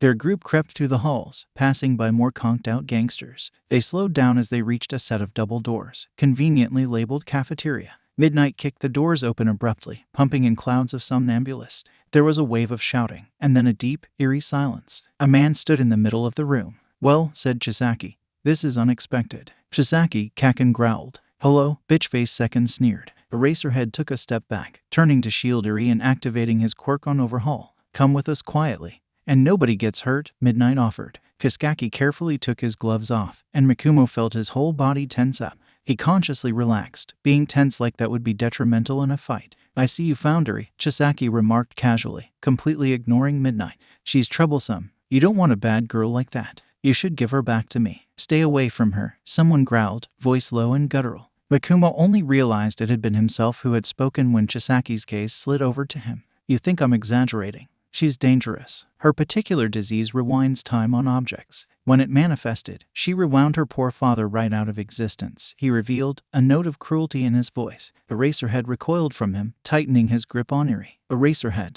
How much longer could he keep his eyes open? It was longer than Mikumo was used to. This was pre-USJ. Where was the limit? It didn't matter. Kasajiraman huffed. His back foot shifted. In an instant, he was standing between Overhaul and the rest of the group, fist raised. Mikumo barely had enough time to realize that Kasajiraman's move had cut off Eraserhead's sightline before the ground erupted into spikes. Fall back, Eraserhead yelled. The spikes, churning, shooting up and down unpredictably, moved in a widening circle from where Overhaul had stood. The group retreated to the corridor, leaning against the walls to avoid any tossed concrete debris. Pebble-sized breakoffs shot down the hallway between them. Kaken and Mikumo were pressed against one wall, while Eraserhead, Eri, and Midnight were pressed against the other. Eraserhead had shifted his hold on Eri so that she was pressed tight to his body. One hand cradled the back of her head and leaned her face into his chest. It was startlingly reminiscent of how Aizawa-sensei used to hold Eri after nightmares in the dorms at UA. The sound of concrete being destroyed and reformed was so much louder than Mikumo had expected. He didn't remember his fight with Overhaul as loud, but he guessed that maybe that was because there had been other, bigger things to focus on.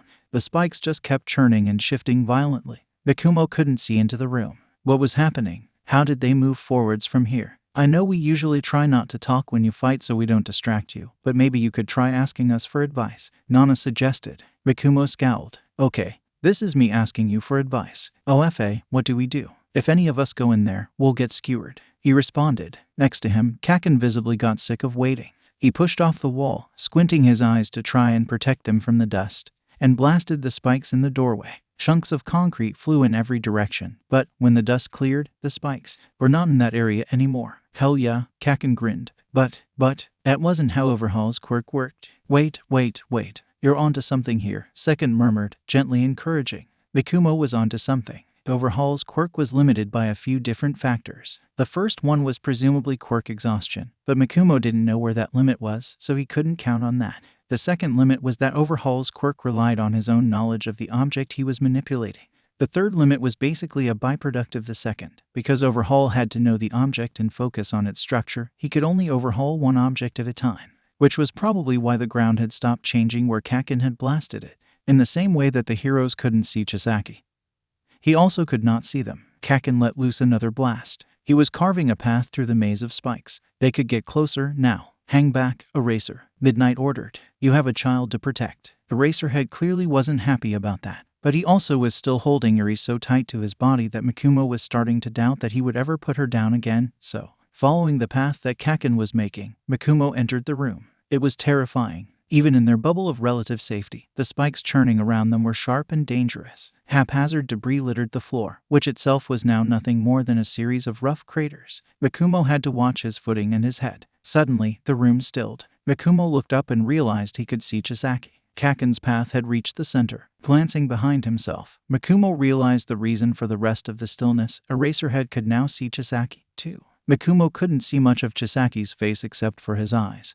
But those eyes were angry, furious. It was clear that Overhaul despised having his quirk taken from him. It occurred to Mikumo that, though he hadn't mentioned it in this fight, his end goal was the eradication of all quirks, and yet he relied on his this much. What a hypocrite. Every villain is a hypocrite, up to and including my brother. Consider this practice, Yoichi sneered. Do you really think you can stop me? Chisaki hissed. Mikumo stopped in his tracks, indignant. Yes, he said, flatly. You really think you're invincible, huh, shitstain? Kaken yelled, at full volume. He was full of fury. Eri was like his little sister in the future. Just because he had gained a new little sister didn't mean he had forgotten who originally held the title. Chisaki raised one eyebrow. Maybe I do, he replied evenly. This had the effect of Kaken trying to explode his face, which had the effect of breaking Eraserhead's sight line. Damn it. From the smirk on Chisaki's face, he had planned for that reaction. He's too smart to be evil, Nana ceased. Midnight had disappeared from Mikumo's sight. Chisaki had seen down Kaken's whole path, so he now knew the structure of it and was manipulating it again.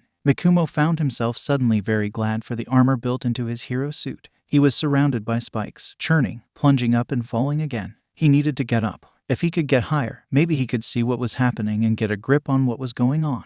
Also, maybe if he could get above the spikes, Danger Sense would stop screaming. Mikumo kicked off the ground, using float to hover above the battlefield. He still couldn't spot Midnight. She was hiding too well. Kaken was beneath him, clearing out areas of the room with his cluster bomb technique. Chisaki was keeping an eye on him, however, and kept overhauling that part of the floor right after it exploded, proving that as long as he could see an object he could know its structure. So, really, all Kaken was doing was providing flashing lights and loud noises, like the world's worst wraith.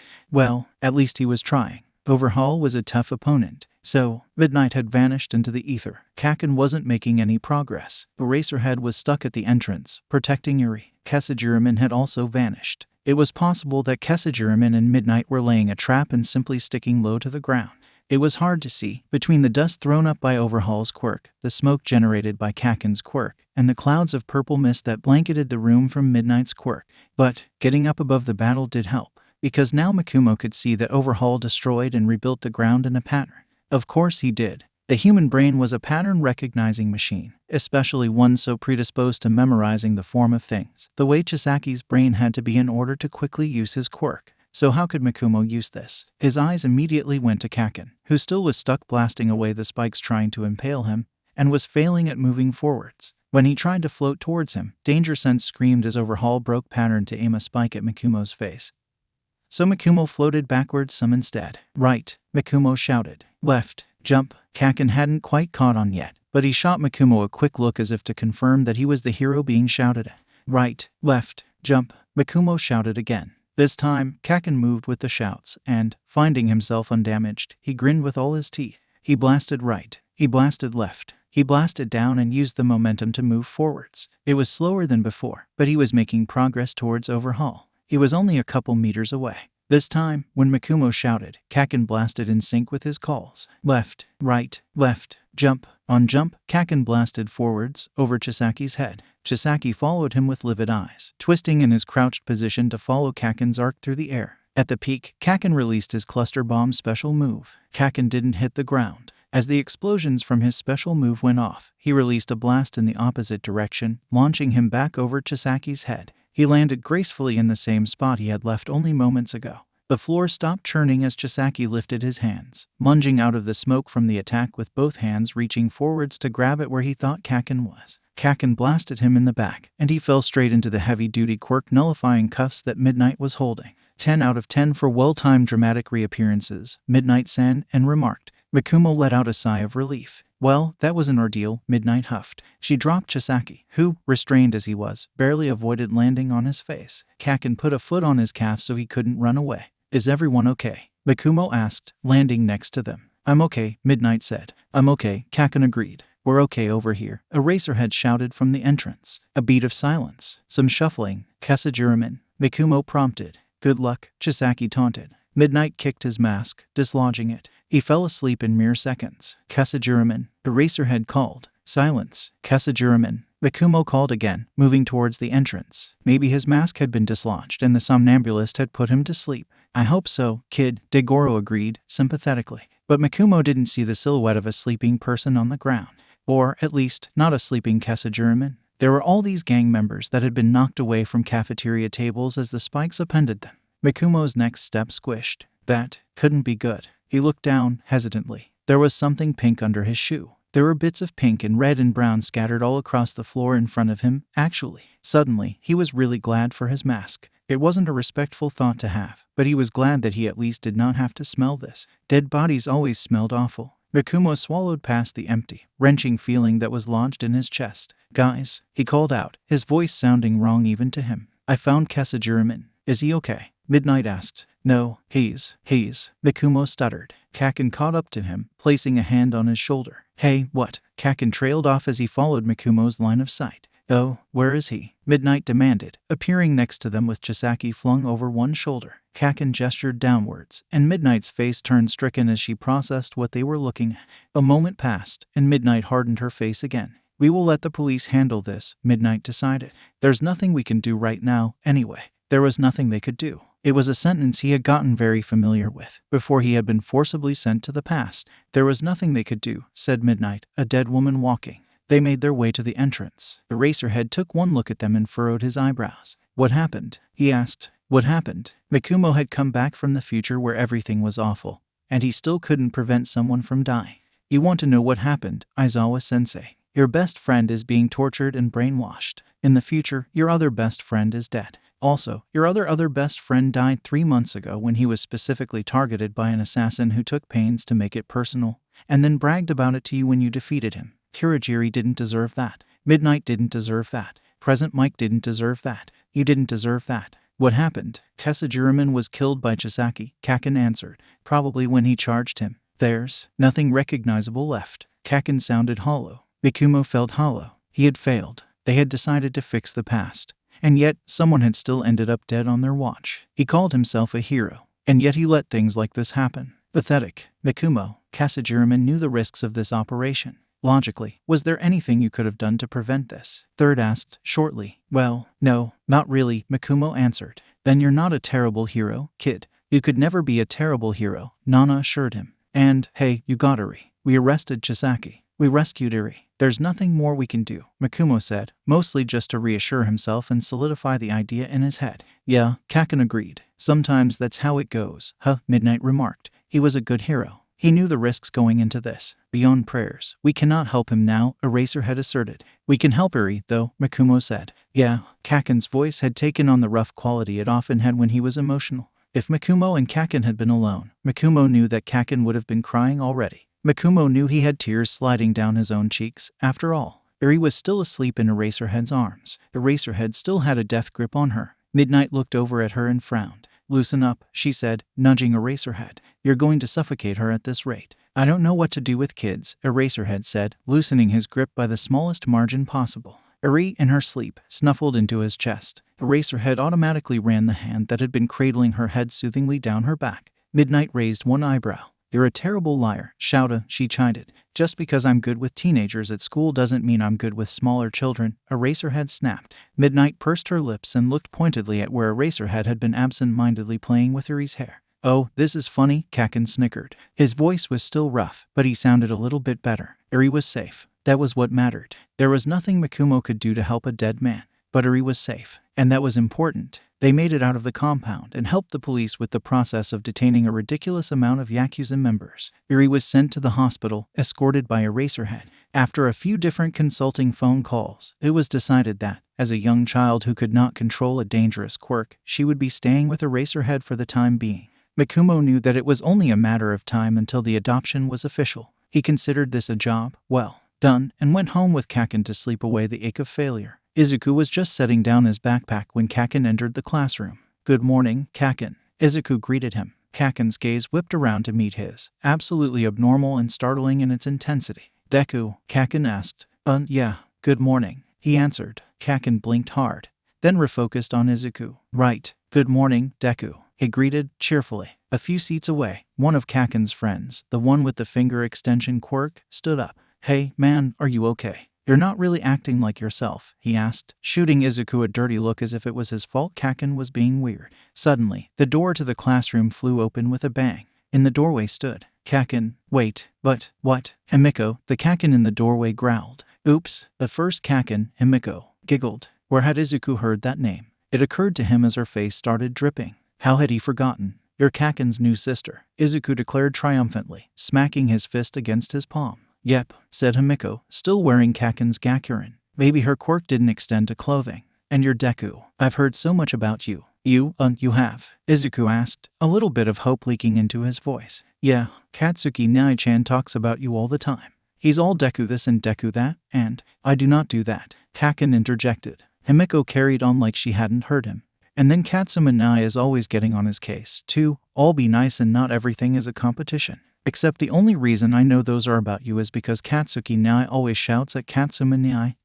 Himiko was silenced by Kaken's hands wrapped around her jaw, completely covering her mouth. Shut the fuck up, Kaken demanded, voice simmering with barely repressed anger. What the hell are you doing here? Himiko batted her eyes, the corners of them crinkling with glee. Kaken. She can't answer with you holding her mouth shut like that, Izuku pointed out. Kaken glared at him, but released Himiko anyway. Himiko took a bouncing step away from Kaken. I wanted to meet your friends. I get lonely staying at home, you know. She pouted. What, so you decided you'd disguise yourself as me and come harass my classmates? Kaken spat. Himiko shrugged. Mom said I could. Izuku was fascinated. Himiko didn't make much sense, but Kaken hadn't exploded her yet. Maybe it was because they lived together. Would exploding his sister get Kaken in trouble? Izuku didn't know. What the fuck? Why would Mom agree to this shit? Kaken raged. She said it would be funny. She was right. Himiko cheered. She bounced over to Izuku, lifting a hand to his chin. You were right, too, Deku is. Whatever she had been about to say, Izuku would never know. Kaken had tackled her. Shut the fuck up, Kaken demanded, ears red. Go home. Geez, I'm going. Himiko pushed Kaken off her and stood up,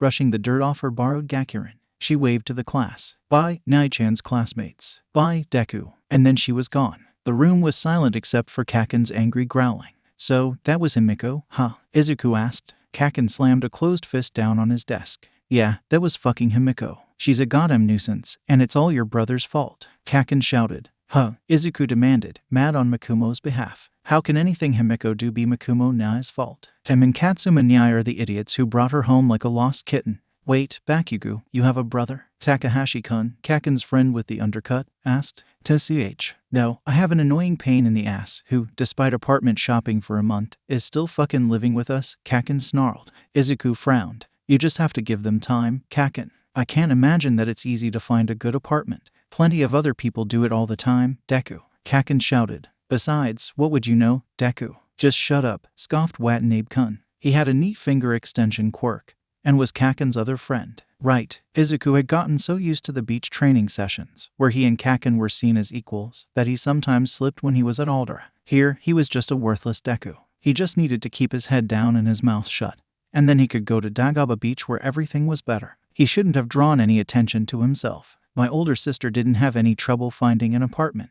Takahashi-kun volunteered. Kaken rolled his eyes. Who the fuck asked you? Undercut. Sit down. Class starts in 10 minutes, so sensei will be here soon, Kaken pointed out. He always hated rule breaking, especially at school. Izuku slid into his desk seat. A few minutes later, sensei entered, and class began. Lunch came, finally, and Izuku went to eat in the courtyard. He found the least busy corner, sat behind the tree closest to it, and settled in to eat his bento. He also had a water bottle, which he set next to his knee. His bento was going to be really tasty today. His mom had made him octopus sausage, which was nostalgic on top of being delicious.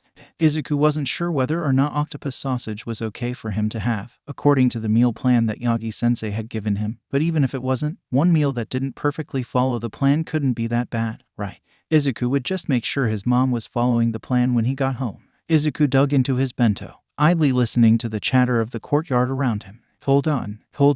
That was Kaken's voice. Izuku peeked around the tree to confirm that he had, in fact, heard Kaken. Kaken and his two friends were entering the courtyard, which was weird, because Izuku knew that they all preferred to eat in the classroom. That was one of the reasons that Izuku started eating outside. Actually, what were they doing out here? What are we even doing out here? Kaken grouched. Wow, for once they were on the same wavelength. Izuku ducked back behind the tree so he wouldn't be seen. Relax, Bakugo. Takahashi-kun laughed. Yeah, Bakugo, relax. I got something from my cousin I wanted to share with you guys. A rustling noise. Hell no, Kaken objected. Aw, come on. It's supposed to be nice. Watanabe-kun whined. It's supposed to feel like shit. Fingers. The fuck is wrong with you? Geez, calm down, Bakugo. It's just a cigarette. A cigarette. Getting caught with that would go on their records. Yeah, idiot. And getting caught with one will go on our records. PSSH. We won't get caught, then, Takahashi-kun. There was the distinct click-whoosh sound of a lighter. You're so high-strung. A cig would probably do you good.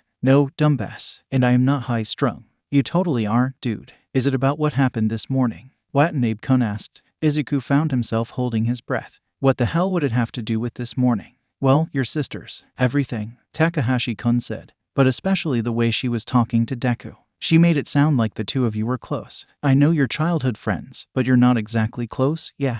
I don't know why you pay any attention to that waste of space at all, Takahashi-kun remarked, casually. Izuku flinched. It took effort to remember that if All Might had chosen him to inherit One for All, Izuku couldn't possibly be a waste of space. What do you mean by that? Kaken asked, voice low and dangerous. Man, just the way your sister talked about it. It made it sound like you even talk about him at home. Made it sound like you have a crush on him, leered Takahashi-kun. Well, I fucking don't. My older brother has just been getting on my fucking case about being nice to people or some shit, and Deku's the only friend of mine he knows the name of, 'cause he remembers Deku from when we were little, Kaken explained, impatiently. Oh, is that all? Watanabe-kun taunted. Yeah, that's all, Kaken insisted. He huffed. I'm going inside. If you two want to get in trouble for smoking, whatever, but I don't want to be involved. Kaken stomped away.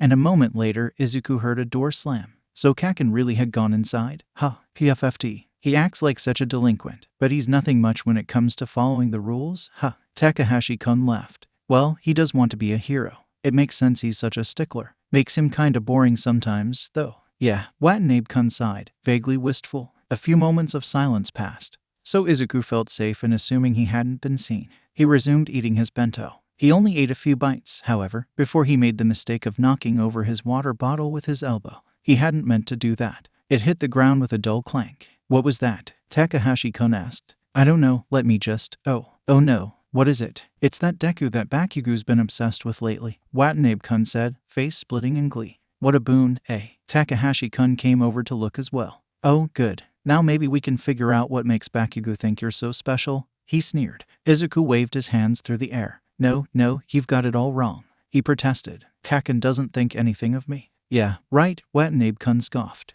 You're just trying to save your own ass. TCH. You're not worth the dirt beneath our feet. Why the hell do you get special consideration? I don't. Liar. We should do something about you. Takahashi-kun smiled cruelly. I'm pretty sure you're not worth dirt, but do you think you're worth ashes? Watanabe-kun asked, tilting his head consideringly. What? Izuku stuttered. Ashes. What was that supposed to mean? Takahashi-kun's face lit up as he apparently caught onto the joke. Yeah, you know. Do you figure you can be our ashtray? Izuku's eyes went wide. No, he shouted, scrambling backwards, away from the two boys. It was futile. Watanabe-kun reached out with his quirk, grabbing Izuku's arm in a tight grip. Izuku was panicking. He couldn't remember anything he had been taught at Dagaba. He was sure he knew at least how to throw a punch. And yet, the sleeve of his Gakuren had been pushed up when Watanabe-kun grabbed him. Keeping his grip tight, Watanabe-kun used his other hand to smother his cigarette out on Izuku's bare arm. That hurt. That really, really hurt. It burned, and it was all concentrated into one small area, so it made sense that it hurt.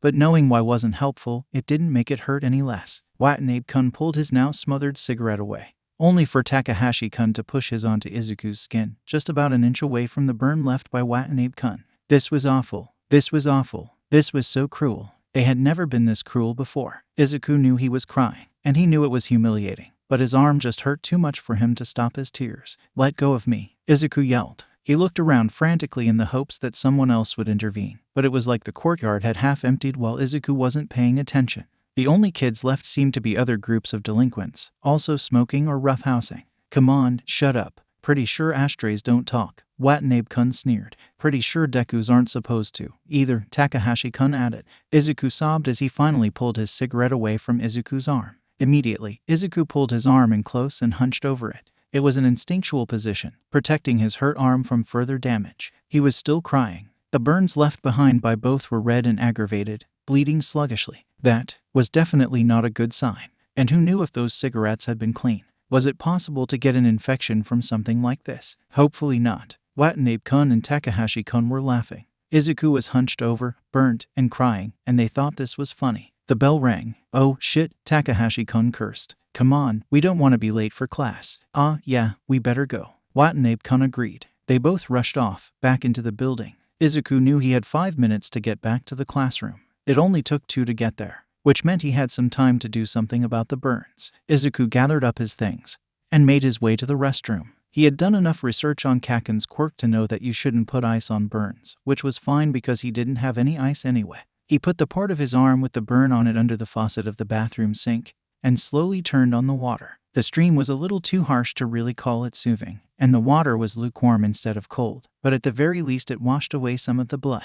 Izuku pulled his arm out from under the water and pressed his palm over the burns. Hopefully, they would scab up soon. As soon as he was sure that the bleeding wasn't going to be an issue, he left and went to the classroom. He slid into his seat seconds before the tardy bell rang. Sensei called roll, and the day continued. Izuku arrived at Dagaba Beach the way he always did, in a t-shirt and work gloves, with plenty of determination to clear the trash away. Well, technically he didn't show up with the work gloves on.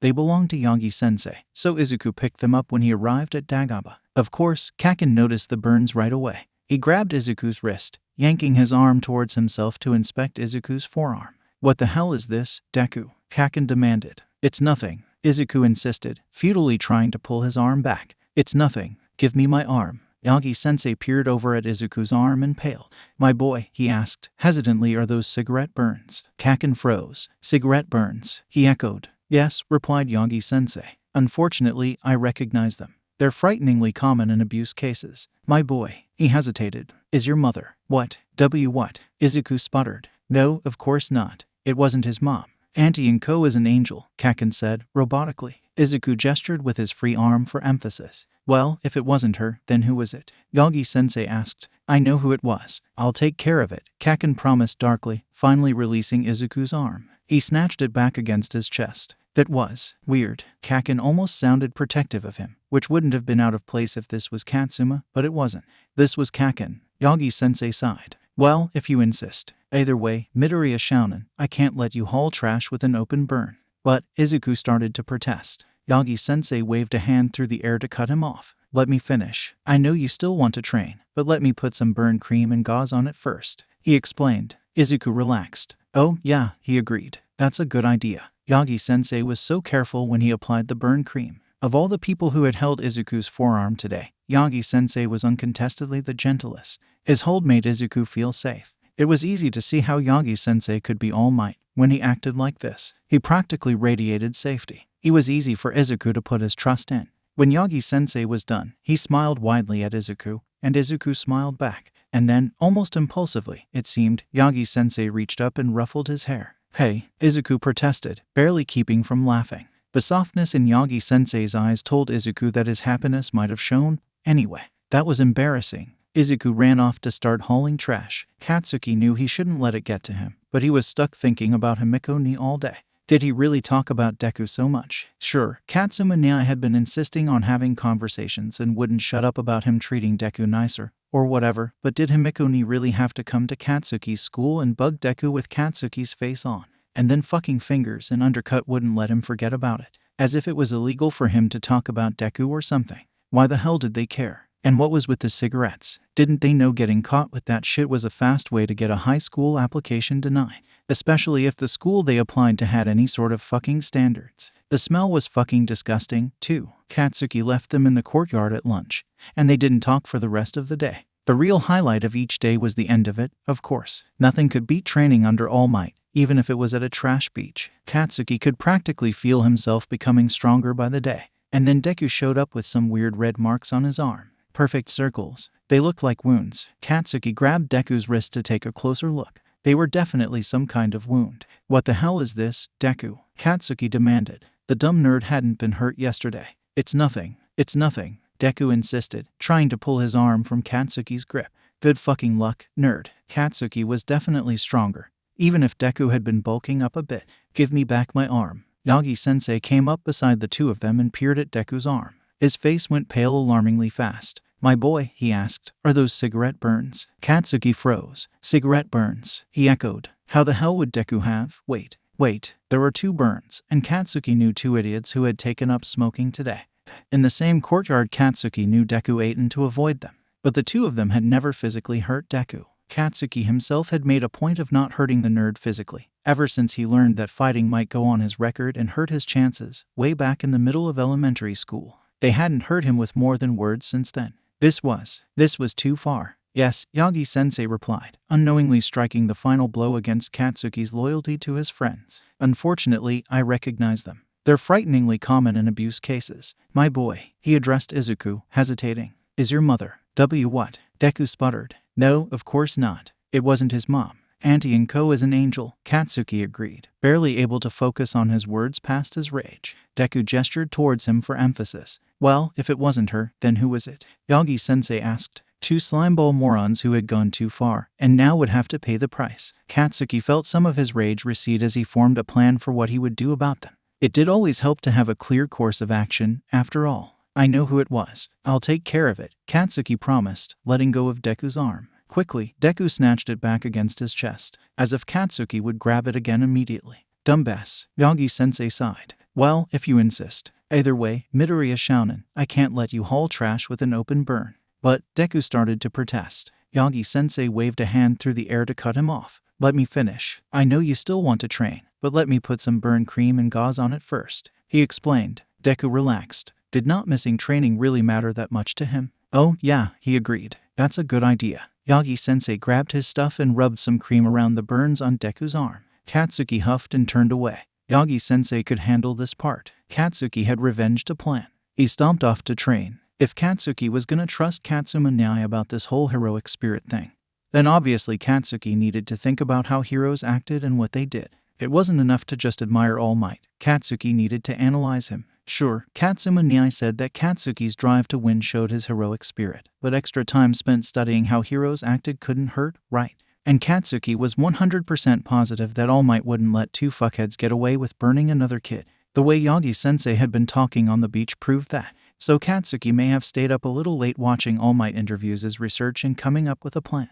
He needed to be prepared. Luckily, he already knew that Fingers and Undercut valued his opinion of them, which would make utterly destroying them that much easier. Good. Katsuki had a plan. Katsuki's plan went right out the fucking window as soon as he stepped into the classroom and saw Fingers' smug mug leering at Deku over the nerd's own damn desk. He didn't remember crossing the room to reach them. He did remember the satisfying smack of flesh meeting flesh as his knuckles dug into Fingers' cheekbone. Kakin, Deku exclaimed, still sitting at his desk, eyes wide with shock. There were hands on Katsuki's upper arms. The hands belonged, conveniently, to the other asshole who had burned Izuku. Katsuki leaned into them, spinning around to leave a shiner on Undercut's cheekbone, too. Undercut let go of Katsuki, stumbling backwards. Izuku was in between them, suddenly. Kakin, what are you doing? Stop it, he shouted. I don't know why you're mad, but fighting like this will go on your record. Move aside, Deku, Katsuki growled. Fingers scoffed from behind him. What the hell, man? You're turning on us?" he asked, rhetorically. Katsuki realized Fingers was an easier target, seeing as Deku was not guarding him, and turned back to punch him again and pin him to Deku's desk. "Hey!" Undercut shouted, 4 hands on Katsuki's arms, all trying to pull him off of Fingers. "Just what is going on in here?" Sensei exclaimed, standing in the doorway of the classroom. "Aw, shit." At the end of the school day, they had to have a meeting with the principal. Parents had been called, and now Katsuki was trapped in a tiny waiting room outside of the principal's office, so they could begin the meeting when everyone's parents or guardians arrived. Fingers and Undercut's parents had already arrived. Katsuki knew his parents were busy people, but what the hell was taking so long? Come on, Auntie and Co wasn't there yet either. This was getting embarrassing, and he still wanted to punch those 2 fuckers across the room. The door swung open suddenly, and Katsuki's question was answered, because in came Katsuma, Nai, and Mikumo. It was early enough in the day that they hadn't started prepping for patrol yet, and so they were dressed in casual clothes. They looked hella fucking unprofessional. "Do you count as legal guardians?" Izuku asked, eyes wide and fingers fidgeting. He was anxious. So was Katsuki. "We're close enough for fucking school meeting purposes," Katsuma declared. The secretary that had been waiting for everyone made a strained expression that suggested she disagreed, but was too polite to say anything about it. "Right, now that everybody is here, if we could all move into the principal's office, please," she suggested. So each family stood up and shuffled into the principal's office, which was slightly bigger than the fucking waiting area. The kids were directed to sit in 4 chairs arranged in front of the principal's desk, and the respective guardians stood next to them. "Bakugo-kun, Midoriya-kun. Who are these people?" the principal asked, looking at Katsuma, Nyai, and Mikumo. "We're their older brothers," Mikumo supplied cheerfully. "Mom can't get off work right now. She works so hard. As a single mother, she needs all the hours she can get, and the Bakugos are also very busy. Of course, they said they would have come if they could have, but they have this big commission due date coming up, so." The principal held up his hand, cutting Mikumo off. "I get the picture," he said. "Do you have any ID that proves you are related to them?" Did he really just ask if they were related? They looked exactly the same, which made sense, because the older brother shtick was to cover up that they were the same person, but from the future. "That would be anything with our family name on it?" "Yeah," Katsuma Nai asked. He pulled his wallet from his jean pocket and tossed it onto the principal's desk. "ID should be in there." "Oh, yes, of course," Mikumo agreed, setting his wallet down neatly beside Katsuma Nai's. The principal picked up Katsuma Nai's first, opening it to see his ID. His eyes practically bugged out. "Is there a problem?" Undercut's mom asked acerbically. "Is this a hero license?" The principal wheezed. "Yeah, what of it?" Katsuma Nai challenged, crossing his arms. Nothing. He set Katsuma Nai's wallet down and picked up Mikumo's. His eyes bugged out again. "Is there a problem?" Mikumo asked, sugar sweet. "Too sweet. You're also a hero." "Yes, I suppose we understand where young Midoriya-kun gets his determination from, then," the principal said, with the fakest grin Katsuki had ever seen. He returned Katsuma Nai and Mikumo's wallets. "Are we getting started or what?" "My son was assaulted," Finger's dad shouted. Yes, about today's incident. The school policy here is to allow all viewpoints from the fight to be explained, and then to decide on punishment. Does this seem fair to you all? I just can't see how my baby would ever get involved in a fight." Undercut's dad despaired. "Yes, well, maybe he would like to give his perspective first," the principal offered. Undercut seemed nervous, but he puffed out his chest anyway and opened his dumbass fucking mouth. "Well, Bakugo came into class and just made a beeline for Yori-kun. He just went straight for him and punched him for no reason. When I tried to pull him away from Yori-kun, Bakugo punched me too," Undercut whined. "And then Deku got in between us, but he didn't punch Deku, and instead he went after Yori-kun again, and I tried to pull him away and Deku tried to pull him away, but he only stopped when Sensei arrived." "I see. Thank you. Watanabe-kun, would you like to speak next?" "Yeah," Fingers said. "Like Gyro-kun said, I was just minding my own business, and then Bakugo came in and punched me. Gyro-kun tried to hold him back, but then he just spun around and punched Gyro-kun, and then Deku got between them, so Bakugo turned back around and punched me again. And Gyro-kun and Deku tried to pull him off me, but he didn't let up until Sensei came in." Midoriya-kun, would you like to volunteer your perspective? Why did you decide to get involved?" the principal asked. "I couldn't let Kaken punch people for no reason. Watanabe-kun had been talking to me, but Kaken came into the room and, punched him. Takahashi-kun tried to pull Kaken off of Watanabe-kun, but then Kaken just punched him instead. So I got between them, but Kaken just went back to trying to fight Watanabe-kun. Takahashi-kun and I tried to pull him away, but Kaken didn't stop trying until Sensei arrived." Deku rambled, slowly sinking down in his chair. "Bakugo-kun made no move to try and fight you, too?" the principal asked. "No, sir," Deku answered. Interesting. Bakugo-kun, would you like to explain your side of things? Yeah, I would. I noticed a couple of fresh burn marks on Deku's arm yesterday, after school. I also happen to know a couple of idiots who had a couple of lit cigarettes yesterday. These fuckers burned Deku. I can't just let that shit slide. So I came to school, and I had a plan to deal with them. But when I saw their dumb fucking faces, I couldn't stop myself. They burned Deku. They have to pay for that. Katsuki shouted.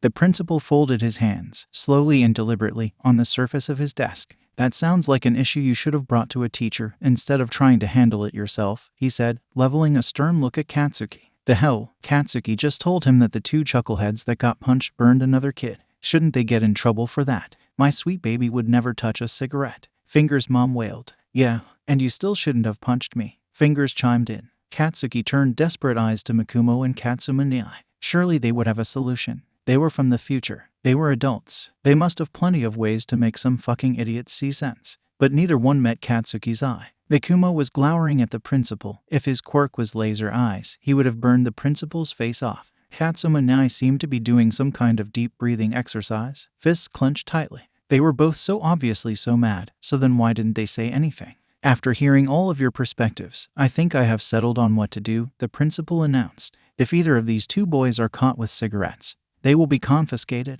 I will warn the teachers to watch for them. And Bakugo Katsuki, for throwing 3 punches, will get 3 days of detention to be served after school. Is everyone amenable to these terms? Katsuki wasn't. The fucks who burned Deku still weren't getting punished. Suddenly, Katsuma Nyai's hand was wrapped around his lower jaw, preventing him from saying anything. We're amenable, Katsuma Nyai agreed. What the fuck? We're amenable, Mikumo also agreed. Undercut's mom sniffed haughtily. I suppose we're amenable, she said, not sounding amenable at all. Yeah, we're amenable, Finger's dad concurred, with great reluctance. Wonderful. Then this meeting is over. Thank you for your time, the principal dismissed them. Katsuki shoved Katsuma Nyai's hand off of his face and stormed outside. Why the hell was he the only one getting punished? He stomped all the way to Tagaba Beach, only to discover that Yagi-sensei wasn't even there yet. Fuck, he screamed, blasting an aimless explosion into the sand. Katsuma Nyai came up to stand beside him. He didn't say anything for a long minute. Mikumo and Deku finally caught up. Deku looked confused, mostly, and he was holding hands with Mikumo, who was crying. Of course he was crying. No way Deku would stop being a crybaby just because he grew up. But Katsuki hadn't seen Mikumo cry at all in the time he had been with them. He seemed so strong. Cut that out, Deku, you damn crybaby, Katsuma Nyai groused. I'm just so proud. Mikumo sobbed. Proud? He was crying from pride. What the fuck was he proud of? Katsuma Nyai sighed. Yeah, I'm proud of them, too, but you don't see me sobbing my eyes out. You're confusing Izuku. Why the hell are you proud? I got into a fight, and the dumbasses who hurt Deku didn't even get in trouble. Katsuki yelled. That's exactly why we're proud, you brat, Katsuma Nyai explained, rolling his eyes. This didn't happen the first time around. It didn't, Deku asked. No, it didn't. And, obviously I'm not happy you got burnt, Izuku. But at this point in our lives, Kaken wouldn't have cared. He might have laughed, actually, Mikumo said. Katsuki felt like he'd been doused in cold water. Laughed. I was an asshole. Obviously Katsuki is already doing better than me, Katsuma Nyai agreed. Katsuki was doing better than Katsuma Nyai. He was only following Katsuma Nyai's advice, so how the hell was he better? Maybe because Katsuma Nyai didn't have his own older brother to give advice. Gross. That thought was too sappy for Katsuki's tastes. Ah, I see you all beat me here today. Yagi-sensei greeted them, arriving at the edge of the beach. Well, let's get started. Katsuki grinned. Even if he had to put up with detention tomorrow, at least he had an excuse to explode things right now. Mikumo dropped the case file on the kitchen counter of his and Kaken's shiny new apartment.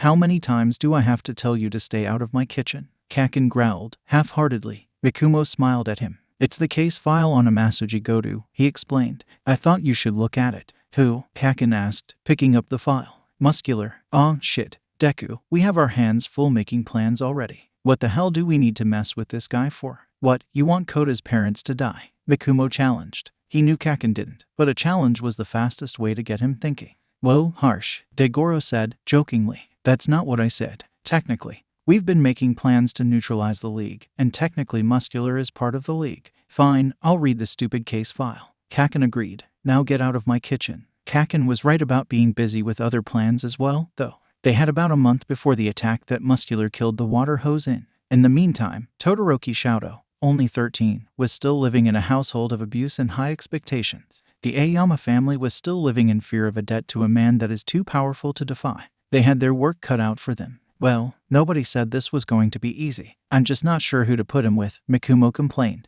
As long as we don't drop him on my mom. I don't need more siblings, Kaken said. Kaken, I'm being serious. We can't look after Todoroki-kun, but I don't know who can. For that matter, how are we even going to get him away from Endeavor? Endeavor is the number 2 hero. He has power. Nobody is going to believe that he mistreats Todoroki-kun without some really solid proof. God, if I had a drink I would take a swig right now. Poor kid, Nana muttered. I think we should put him with the Pussycats, Kaken suggested. What? The Pussycats? Mandalay, specifically. We already know that they can handle a traumatized kid.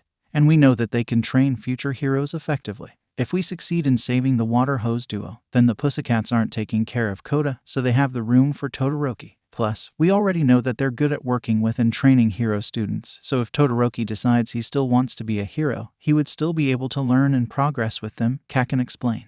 That's a pretty good idea. Actually, Hikage agreed. Okay, so how do we get him there? We kinda spirited Himiko-chan away, but Todoroki-kun is the son of Endeavor. It's not going to be that easy. Ugh, good point, Yoichi grumbled. Kaken shrugged. Well, my mom had those adoption papers on hand, right? Maybe we can ask her. Mikumo and Kaken arrived at the Bakugo house and quickly discovered that Mikumo's mom was visiting, as well. They asked their question about adoption anyway. Custody changes. Mitsuki-san asked, Are you boys bringing us another kid to adopt? No, Kaken snapped. Mikumo laughed. Removal of custody and absence of a guardian suspected of abuse or neglect? Right. That's what you boys are asking. Mikumo's mom asked. Yeah, do you know something? Mikumo asked back. Well, there is a reason your father doesn't share custody of you with me. Give me a while. And I think I can get you the forms you need, his mom answered.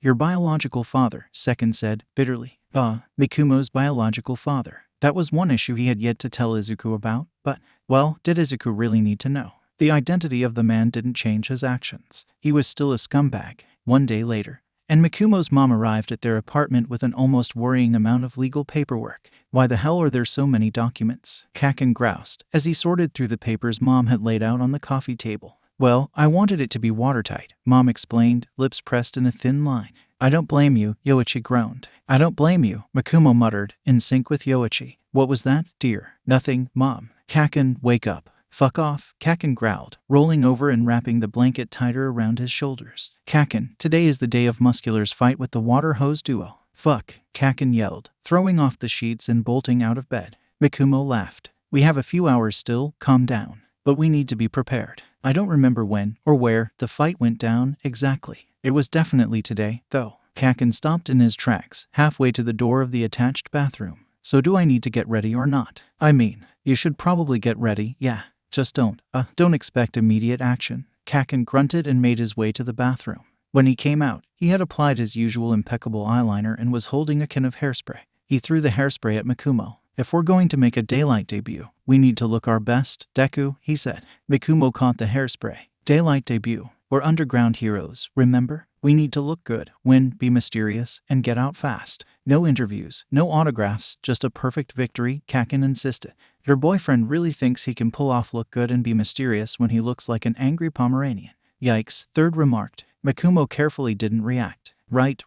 I'll go fix my hair, then, Mikumo agreed. This was not the first time that Kaken had made him fix his unruly curls. He knew what he was doing by now. Duck, Kaken shouted. Mikumo ducked, flying horizontally under Muscular's outstretched arm. He straightened back up just in time to grab 2 civilians. Time to take them to the evacuation area. Muscular in a residential setting was really something terrifying. He didn't care about human life. He didn't care about property destruction. He just laughed and laughed, covered in sawdust and blood. The water hose, actually, seemed like they could beat him. They just couldn't beat him and save all the civilians that were in the area. Mikumo relayed this to Kaken. Yeah, I can see that too, Emerald. But what the fuck do you want me to do? Not fight the fucking villain? Maybe you and one of the water hose can fight him, and the other water hose and I can be on rescue duty. Mikumo suggested. Yeah, sure, why the fuck not? Kaken snarled. He launched himself back into the fight, releasing several AP shots into Muscular's side. Mikumo floated gently over to where Hydrant was evacuating civilians. Hey, Mikumo said. Hydrant looked up at him. Ruby had an idea. We think that we might be more effective against this fight if Ruby and Fountain focus on fighting Muscular, and me and you focus on evacuation. What do you say? Hydrant looked about ready to melt. Sounds like a plan. It was Emerald, right? Mikumo nodded. Sounds like a plan, Emerald. Great. Hydrant put a finger to his ear. Fountain, new plan. You and Ruby focus on defeating Muscular. Emerald and I will evac civvies. Work for you. Fountain's response must have been positive, because Hydrant grinned up at Mikumo. Mikumo grinned back. I'll get the ones to the east. Yell if you need my help. Mikumo proposed. Same to you. Hydrant agreed. He turned his attention back to the 3 civilians he was escorting, and Mikumo zoomed over to the next apartment that looked to be in Muscular's path. The force of the fighting rattled the ground. The force of Muscular's punches sent wind tearing through the air. It rattled the windows in their panes. Mikumo entered the building. The evacuations were hard. He had no way of knowing where anybody was in the building, how many were aware of the fight outside, or how many may need extra assistance. Elderly, disabled, asleep. He had to go door to door. Luckily, he had this nifty float quirk that let him go really fast. Also luckily, it seemed like the constant explosions that Kaken was creating were drawing people out of their apartments to investigate. Mikumo took them down the stairs in 2s, then 3s, then 5s. Before he even realized it, he was doing a final check, and the building was empty. Just in time. Crunch, smash, shatter. The building was flattened on one side. Mikumo escaped, but the hail of bricks coming down was really scary. Oh, Kaken spotted him. He was glaring. Oi, Emerald, Kaken shouted. Get to the next building instead of waiting around to be flattened.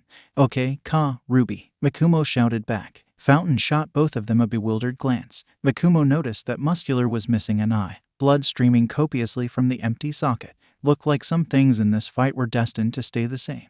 The next building in Muscular's path was an office building. It was at the end of the street Muscular had been moving down, where the street dead-ended into a crossroads. Hydrant had already started evacuations, so Mikumo jumped in to evacuate the other half of the building. Muscular was closing in fast. Mikumo started taking civilians straight out the office windows, using float to soften the landing and propel himself back upwards in an instant. There's another door on your left, Nana pointed out, helping in every way she could. Muscular was getting closer. Kaken's explosions were getting closer. They had to get all the civilians out of the building now. Hydrant was rushing. He was using his hydrokinesis to form a waterslide that connected various levels of the building. So Mikumo busted through a window to get inside and guide civilians to the slide. Muscular crashed into the side of the building. Mikumo clutched the young woman he was escorting to his chest. She screamed. 3 explosions went off in quick succession. There was a great crash, like a tidal wave coming into shore. Silence. Slowly, Mikumo crept outside, still holding the civilian he had been escorting. She clutched his chest, eyes screwed tight in fear. Chunks of concrete littered the street, breaching the settling dust clouds like cresting whales. It was a scene that was chillingly familiar. And yet, in the afternoon light, it was almost hauntingly beautiful. Laughter echoed through the street, and Mikumo relaxed. He recognized that laugh. That was Kaken's victory laugh. That's my partner, Mikumo whispered to the frightened woman. That laughter means they won. The dust finished settling. Muscular's unconscious body was slumped against the crater he had made in the office building. And standing in front of him, readying a pair of handcuffs, was Fountain of the water hose duo. Hydrant exited the office building, 3 more workers in tow. Muscular had been defeated. Both the water hose survived. Mikumo couldn't contain his smile. When Toshinori told him to smile through adversity back in Mikumo's first year of UA, he probably only meant fighting, right? Because there was no way that Mikumo could smile right now. Absolutely none. Legal paperwork was the worst. And these weren't even real legal forms. This was all stuff they had to make up to trick Endeavor. Briefly, Mikumo realized that the idea of lying to another pro hero should probably bother him. It didn't, though. Maybe because this version of Endeavor hadn't made any strides to be better to his family yet. He was still a dick. Mandalay, thankfully, had been receptive enough to their request when they reached out. They were careful to keep it all very hush-hush. According to the fake paperwork Mikumo and Kaken were creating right now, Todoroki Shoto was being offered the opportunity to do an intensive wilderness training program with a focus on rescue heroics, run by the Wild Wild Pussycats, already known for their outstanding rescue work and success with similar training programs where they worked with hero schools of high caliber like UA and Shaikutsu.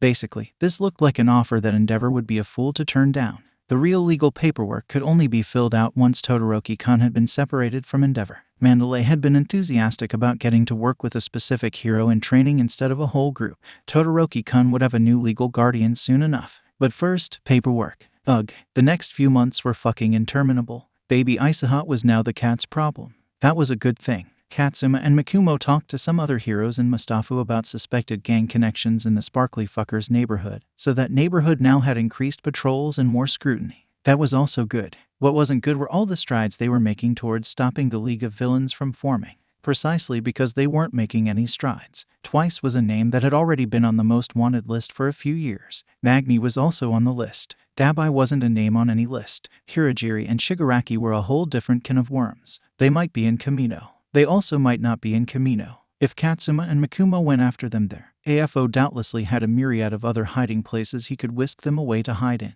That wasn't a fight they were ready for. Moonfish, the creepy-ass teeth villain that Katsuma had fought at the summer training camp, was an inmate awaiting the trial that would put him on death's row. Nothing they could do there. If they warned anyone about the escape he would make in the next couple of years, they'd get shot down as crazy. Whatever. He got recaptured at the training camp anyway. Spinner was someone they could track down, though. Spinner and one Sako Atsuhiro. Are you okay? Mikumo asked. His voice always felt extra soft at night. It was soothing. A light to move towards. Spinner, or at least, the man that would become Spinner, sat slouched against the wall of the alley they were all standing in.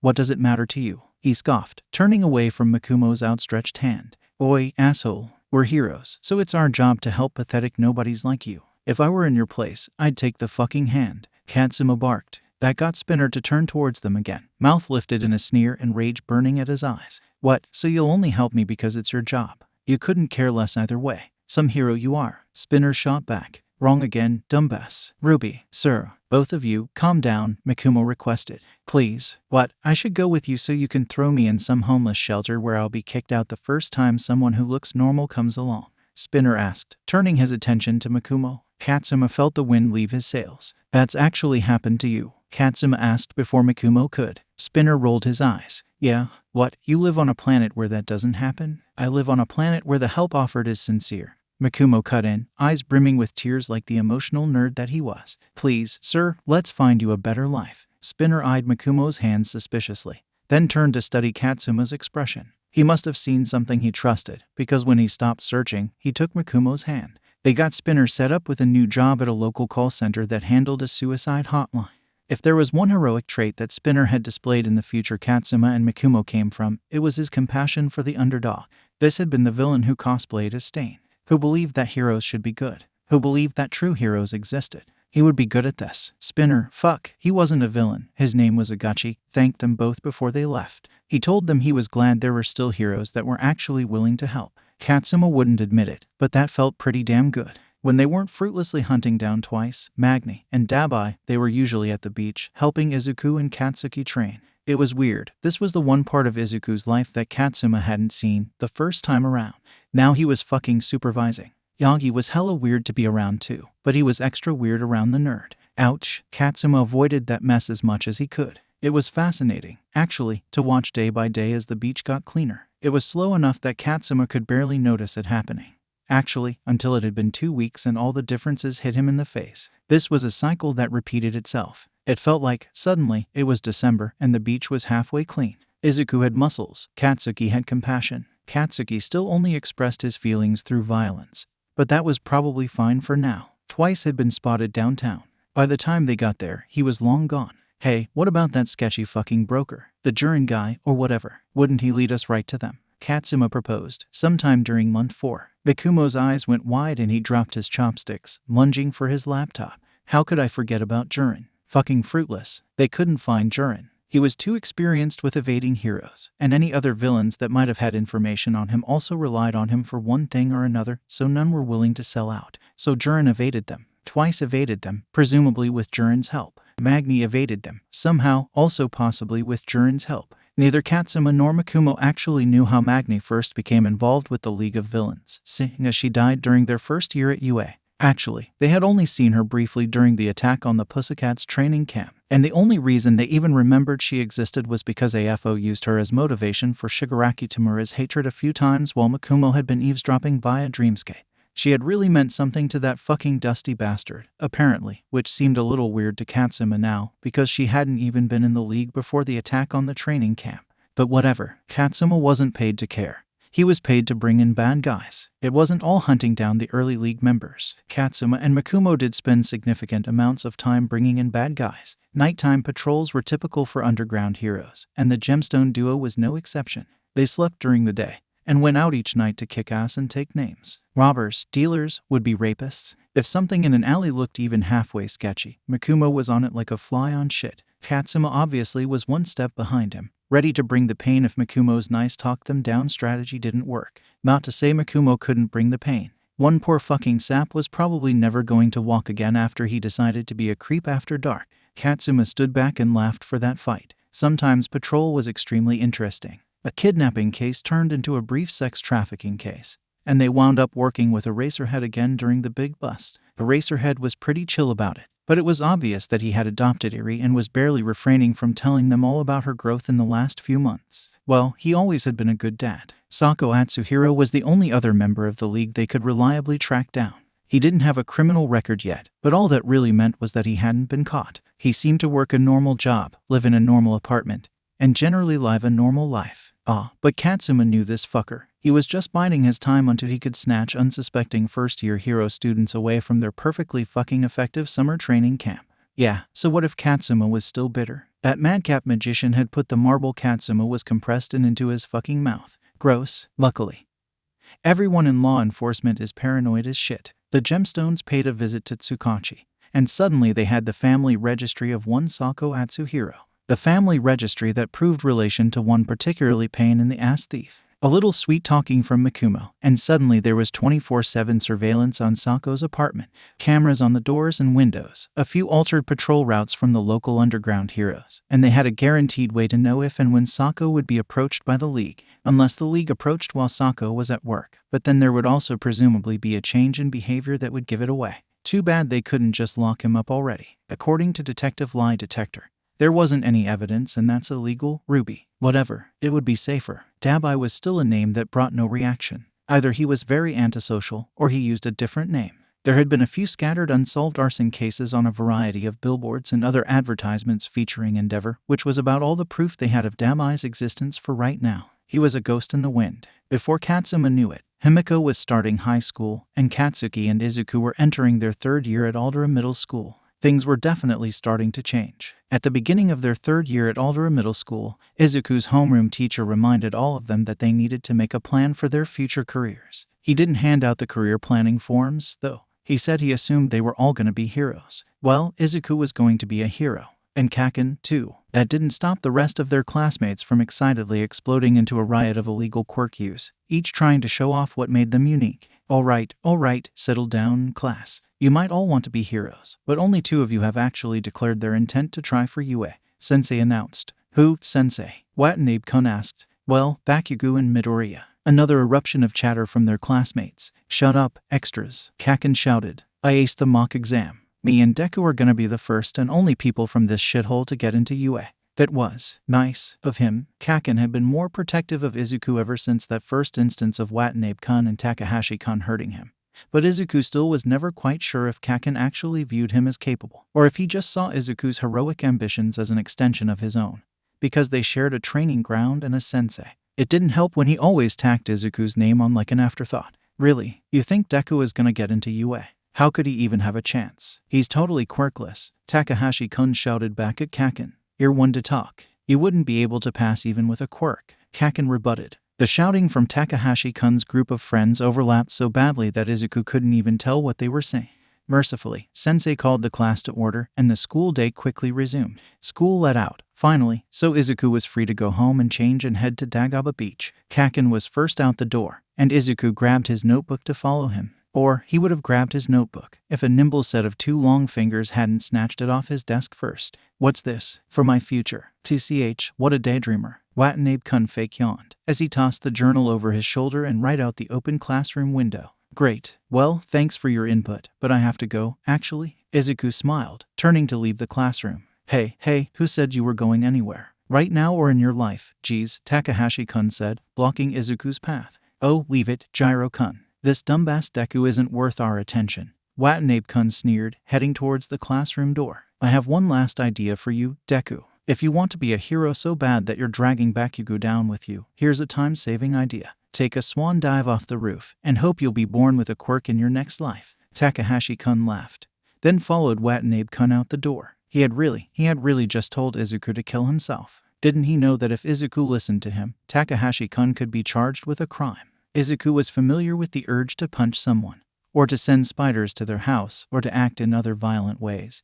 But he had never felt that urge so strongly before. What a jerk. Izuku waited a little bit to make sure that Watanabe-kun and Takahashi-kun were good and gone, then headed downstairs and out of the school. His notebook had landed in the koi pond. Fuck, it would take ages to fix all that writing. He might even have to transcribe it into a new notebook. With some more internal screaming, Izuku shook most of the water out of the notebook, then started on his route home so he could quickly drop off his school things, change clothes, and then head to Dagaba Beach. He had just gone under the overpass when he heard a strange gurgling noise behind him. A medium-sized body. To hide in, someone drawled. Izuku turned to see who was speaking. They sounded kinda creepy, but they were already on him. Were they a villain? They were made of sludge. He couldn't shake them off. The sludge was in his mouth. Don't worry, the villain said. I'm just hijacking your body. Calm down. It'll only hurt for about 45 seconds. Then it'll all be over. So Izuku had about 45 seconds to escape or he was dead. Don't panic. Don't panic. The villain was still talking, just muttering to himself. I'm saved, he said.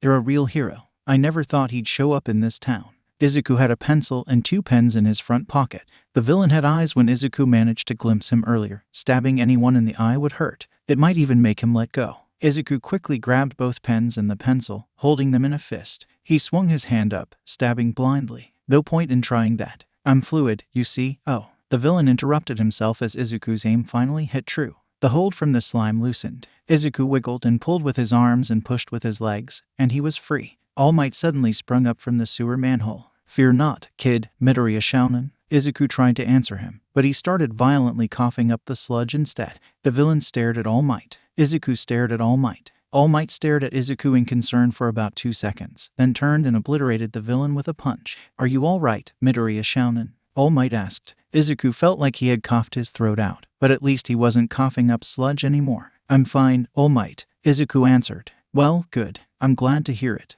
You were coughing for a while there, though. I'm guessing he got you, but you got away. Yeah, I used these. Izuku showed All Might the fist with the pens and pencil in it.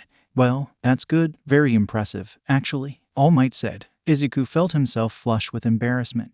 Run home and change, then go to Dagaba as usual. I'll clean up here. Izuku looked around at the sludge that was spread across the road. He felt like he should help, but if All Might said he would handle it. Okay, All Might, Izuku agreed. He turned and ran towards his apartment. Now that the adrenaline had worn off, he had realized that the sludge stunk. Izuku wanted a shower. Izuku finally made it to Dagaba Beach, only for Kaken to jump on him and wrestle him into the sand. Where the fuck were you, Deku? He demanded, loudly. Yagi-sensei showed up and said you were attacked by a villain. He was worried about you, Katsuma translated. No, I wasn't. Kaken insisted, right in Izuku's ear. Ouch, I'm so sorry. I forgot what the date was or otherwise I would have walked you home from school today. Bakumo Nyai cried. Well, at least they weren't on the news this time, Katsuma shrugged. Either way, the fact that you managed to free yourself demonstrates your great potential as a hero, Midoriya Shounen.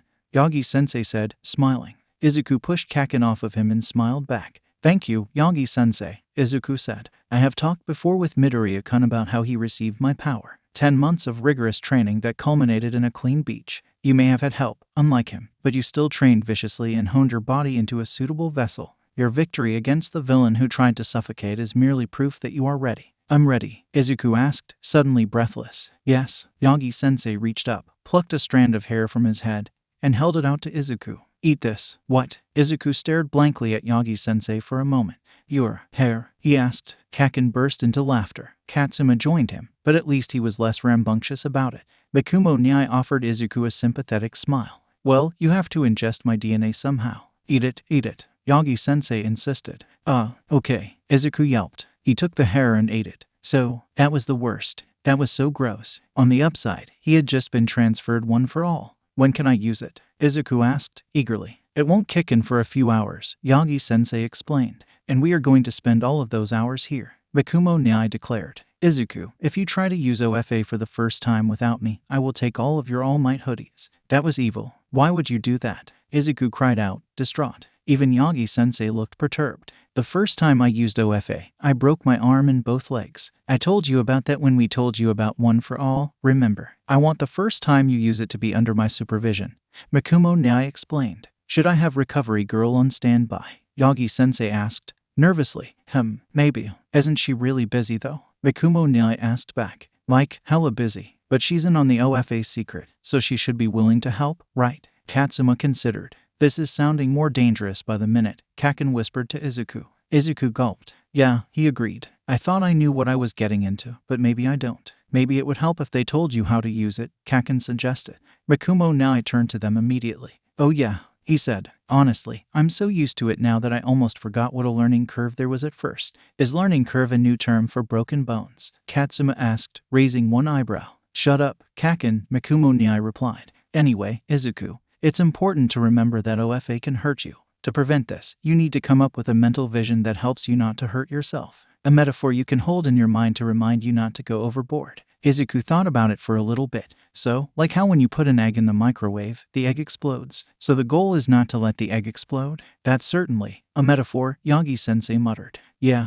Mikumo beamed. Katsuma looked like he was in pain. An egg in a microwave, Kaken repeated, mockingly. That's what you came up with. It's what I used, Mikumo shrugged. Really? Izuku asked, perking back up. Yes, besides, you only really need the metaphor until you've gotten the hang of regulating your power. Then it comes pretty naturally, Mikumo explained. What's the point in talking about dumbass metaphors if he can't even use the quirk yet? Kaken asked, irritably. Good point, Katsuma agreed. Until OFA kicks in, we're doing drills. 10 laps, go. Izuku left the beach with strict instructions not to try and use OFA until the next session at Dagaba. He arrived the next day eager and raring to go. All throughout the school day, something had been different. There was some kind of energy beneath his skin. It was barely there, but when class got especially boring, Izuku could notice it. He just knew it was OFA. When he finally got to Dagaba Beach, he was extra fidgety from all the anticipation and excitement.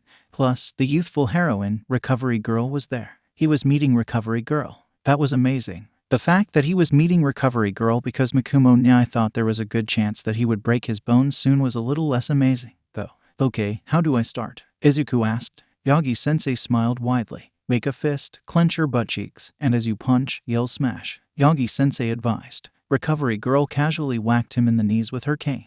That's horrible advice, Recovery Girl said. Don't listen to him. Yagi-sensei smiled sheepishly. Recovery Girl squinted skeptically at Mikumo Nai. Do you have any useful advice? She asked him. Mikumo Nai squeaked nervously. Of course, Recovery Girl Sensei. Please tell me how not to break my bones, Izuku begged. Mikumo Nai leveled him with a serious look. The first thing you have to remember is that you are not All Might, Mikumo Nai said. You are going to use OFA differently than All Might does, and that's okay. So listen close, alright. Are you listening? Izuku nodded to show that he was. OFA will explode your bones from inside out if you concentrate it in one spot. That's going to be your first instinct, to concentrate it in your hand if you throw a punch, or your foot when you throw a kick, but you absolutely cannot do that. Instead, spread the power around your entire body and use it to enhance your entire body. Also, lower the percentage of OFA that you're using. Even if you spread it more evenly, using 100% is going to break your bones, Mikumo Nai explained. Alright, Izuku agreed, enthusiastically. Spread his power, don't use it all at once. He could do that. Okay, if you think you can do it, then go up to the ocean and punch the water. Mikumo cheered.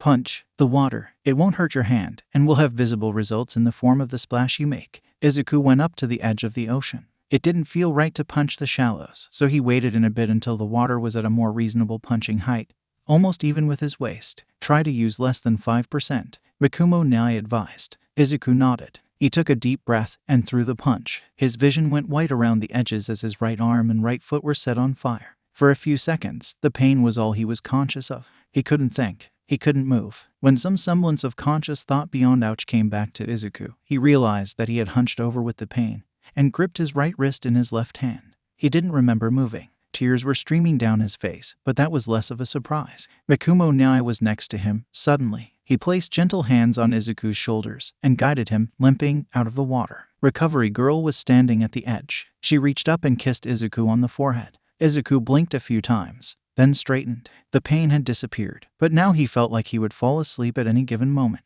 Right, so that's what using 100% in one area feels like, Mikumo Nai said, a touch sardonic. Holy shit, Izuku, are you okay? Kaken asked. His eyes were wider than Izuku had ever seen them. And did Kaken just call him Izuku? What happened to Deku? Was he really concerned enough about Izuku getting hurt that he stopped calling him Deku? Or, now that Izuku had used his new quirk, was he worth enough to be called by name? I'm fine, Izuku answered. Well, I didn't expect you to do perfectly, Mikumo Nai sighed. You broke your arm and your foot, but did you at least get a feel for OFA? He broke his arm and his foot.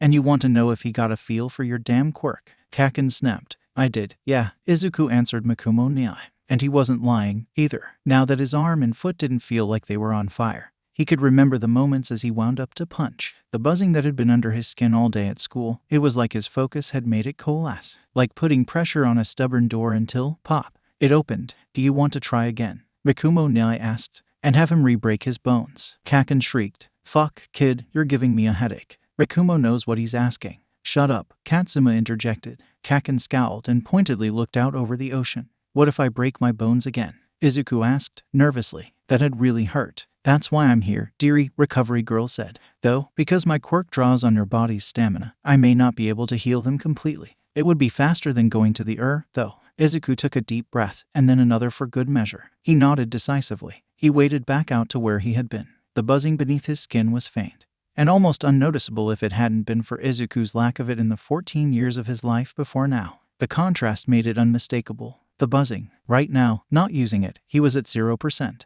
Izuku shifted into a fighting stance. The buzzing. He thought about how it had coalesced and almost pushed. He needed it not to pop. Don't let the egg explode in the microwave. Microwaves used even distributions of radiations to excite water molecules in food, therefore causing it to heat up. Even distributions. Heat. The buzzing. Izuku carefully raised the buzzing to the surface. This time, he got to see how red lines appeared over his skin. And as the buzzing crescendoed, stretching from the crown of his head to the tips of his toes, green lightning started arcing around him. He punched forwards into the water and watched it explode outwards in a narrow shockwave pattern from one punch that Izuku had thrown. And he hadn't broken any bones. Did you see that? He hollered, twisting around to lock eyes with Yagi-sensei. He waded awkwardly back to shore, trying to run faster than the water would allow him to. Did you see that? I saw, my boy. Yagi-sensei grinned wide. I was impressed. That was quite a lot of power for one punch. I did it, Yagi-sensei. I used one for all. Izuku cheered. He impulsively grabbed Yagi-sensei in a hug. But it was okay, because Yagi-sensei hugged back just as hard. You did wonderfully, he agreed. That was super cool. Mikumo Niai exclaimed, crashing into both of them and wrapping them in an even harder hug. You did such a good job. Izuku felt amazing. Katsuki couldn't do anything to help Izuku train with OFA, so he was practicing using his explosions to move through the air. Every so often, Katsuma Niai would call up a tip. Mostly, though, Katsuma Niai was watching Yagi-sensei and Mikumo work with Izuku. He would call out tips to them, too. The explosion released from Katsuki's right hand was too big. He went careening sideways, overcorrected, and landed haphazardly in the sand. Got him it. Shit. Get up, Katsuki. Try it again. So what if Izuku needed more attention right now? Katsuki could practice shit on his own. Izuku just got his quirk, which made him like a toddler. Also, seeing his bones shatter from the force of his own punch had been terrifying. Katsuki remembered the damn conversation they had about Izuku getting OFA, back when Mikumo revealed his quirk. Mikumo had apologized, which was baffling at the time. But watching Izuku break his bones with it, the very first time he tried to use it, that shit was terrifying. Katsuki thought maybe he understood now. And, hey, if Izuku was crazy enough to learn to use a quirk that dangerous, he deserved Katsuki's respect. He had deserved Katsuki's respect for a long time. Katsuki just hadn't been willing to give it. He was trying to make up for it now by dropping the Deku nickname. But he knew he would have to do a lot more than that to make up for his past actions. Whatever. All he could do for now was focus on his own training. Explosion. Sand again. Fuck. Okay, Katsuki, stop getting distracted by the damn nerd and the teachers. Try to stay in the air for more than 5 minutes this time. So, have you put any thought into a costume design yet? Himekoni asked, slowly setting down her drawing pad next to the stack of homework Katsuki was working through. Katsuki glared at her, then pointedly started on another math problem. Oh, come on. I bet I could make your costume super cute. Himekoni wheedled. Shut up and fuck off. I have a costume design. And I don't want to be a fucking cute hero. Please, please, please, please. Just because you got into some fancy art-centric high school doesn't mean you're suddenly qualified to make my hero costume. Keep your kawaii couture or whatever over there. Over where? Himekoni asked, cheekily. Katsuki felt his patience snap. He only had one move left. The ultimate card. Hag. Squats. Push-ups. Crunches. Lunges. Stretch to cool down. Drink water. Extra water. Because Katsuki's quirk dehydrated him faster than a normal person. Morning workout complete. It had been the same since he first learned what a workout was at age 10. Dagaba was completely different. Katsuki never knew what kind of bullshit Yagi-sensei was going to throw at them next. but he couldn't deny that it was effective. Katsuki was already stronger, faster, and more precise in a fight. Yagi-sensei worked with Izuku on technique and predicting opponents' moves, but it was slow going. Katsuki himself apparently already had excellent battle sense, and having the nerd train against him didn't work because, as with all things Katsuki, Izuku had already memorized his battle tactics and strategy. Katsuki was the one person Izuku could consistently read in a fight, even when he tried to shake things up. It frustrated Katsuki and stalled progress for both of them, so Yagi-sensei usually didn't have them fight each other. However, he did occasionally have them team up and fight against one of their brothers. Mikumo at least had the decency to try and teach them a little while they were fighting. Katsuma Nyai was just a fucking bitch. There was sand in Katsuki's nose. "Oi, you shrimp done yet?" Katsuma Nyai called out, smiling meanly, without a scratch on him. In the sand next to Katsuki, Izuku grimaced and powered up one for all. He launched himself at Katsuma Nyai. In a blink, Mikumo appeared, grabbing Izuku's fist and slamming him down into the sand. What Kaken meant to say was that it's getting dark, so we're done for today, Mikumo announced brightly, landing lightly. Izuku groaned, muffled by the fact that his face was buried in the beach. Mikumo rolled his eyes. "Get up, Izuku. You're not even hurt." "Harsh. Maybe stop bullying your brother and get on with what we planned to tell them," Katsuma Nyai suggested. Mikumo smiled at him. "Right," he agreed, clapping his hands together. "Kaken and I have something to announce." Izuku groaned again, but obligingly rolled over to focus on Mikumo. Katsuki watched this with no small amount of amusement. "We might not be around as much, depending," Katsuma Nyai said. "Our schedules are gonna look a little different in the future. Principal Nedzu hired us to help UA students with training their quirks. Because of the way those classes are scheduled, this job is only part-time, but also we can't really predict which days he will need our help very far ahead of time," Mikumo explained. "This sounds like a wonderful opportunity for you boys." Yagi-sensei congratulated them. "Sounds very cool," Izuku panted. "Ugh, they're trusting you two devils with quirk training classes?" Katsuki groaned. "Heh, unlike you, UA students can actually handle what we dish out." Katsuma Nyai cackled. Katsuki growled, clenching his fists around the sand beneath them. "Shut the fuck up. I can handle it." "Kaken, Katsuki, we're done for tonight. Go get your water bottles," Mikumo ordered. Grumbling, Katsuki and Katsuma Nyai both obeyed. Katsuki had fucking aced his mock exam, and so had Izuku. It was official, they were going to be the coolest heroes ever. Weeks ago, the old hag had gotten together with Auntie and Co. and planned for them all to have dinner together at the Bakugo household to celebrate Katsuki and Izuku's inevitable triumph. "I made katsudon," Auntie and Co. announced, setting it down on the table. It smelled delicious. Katsuki was pretty damn content right about now. All of his favorite people were gathered around the dinner table, about to eat a good meal in celebration of Katsuki and Izuku's recent victory. Auntie and Co. sat next to the old hag and the old man, who sat next to Yagi-sensei.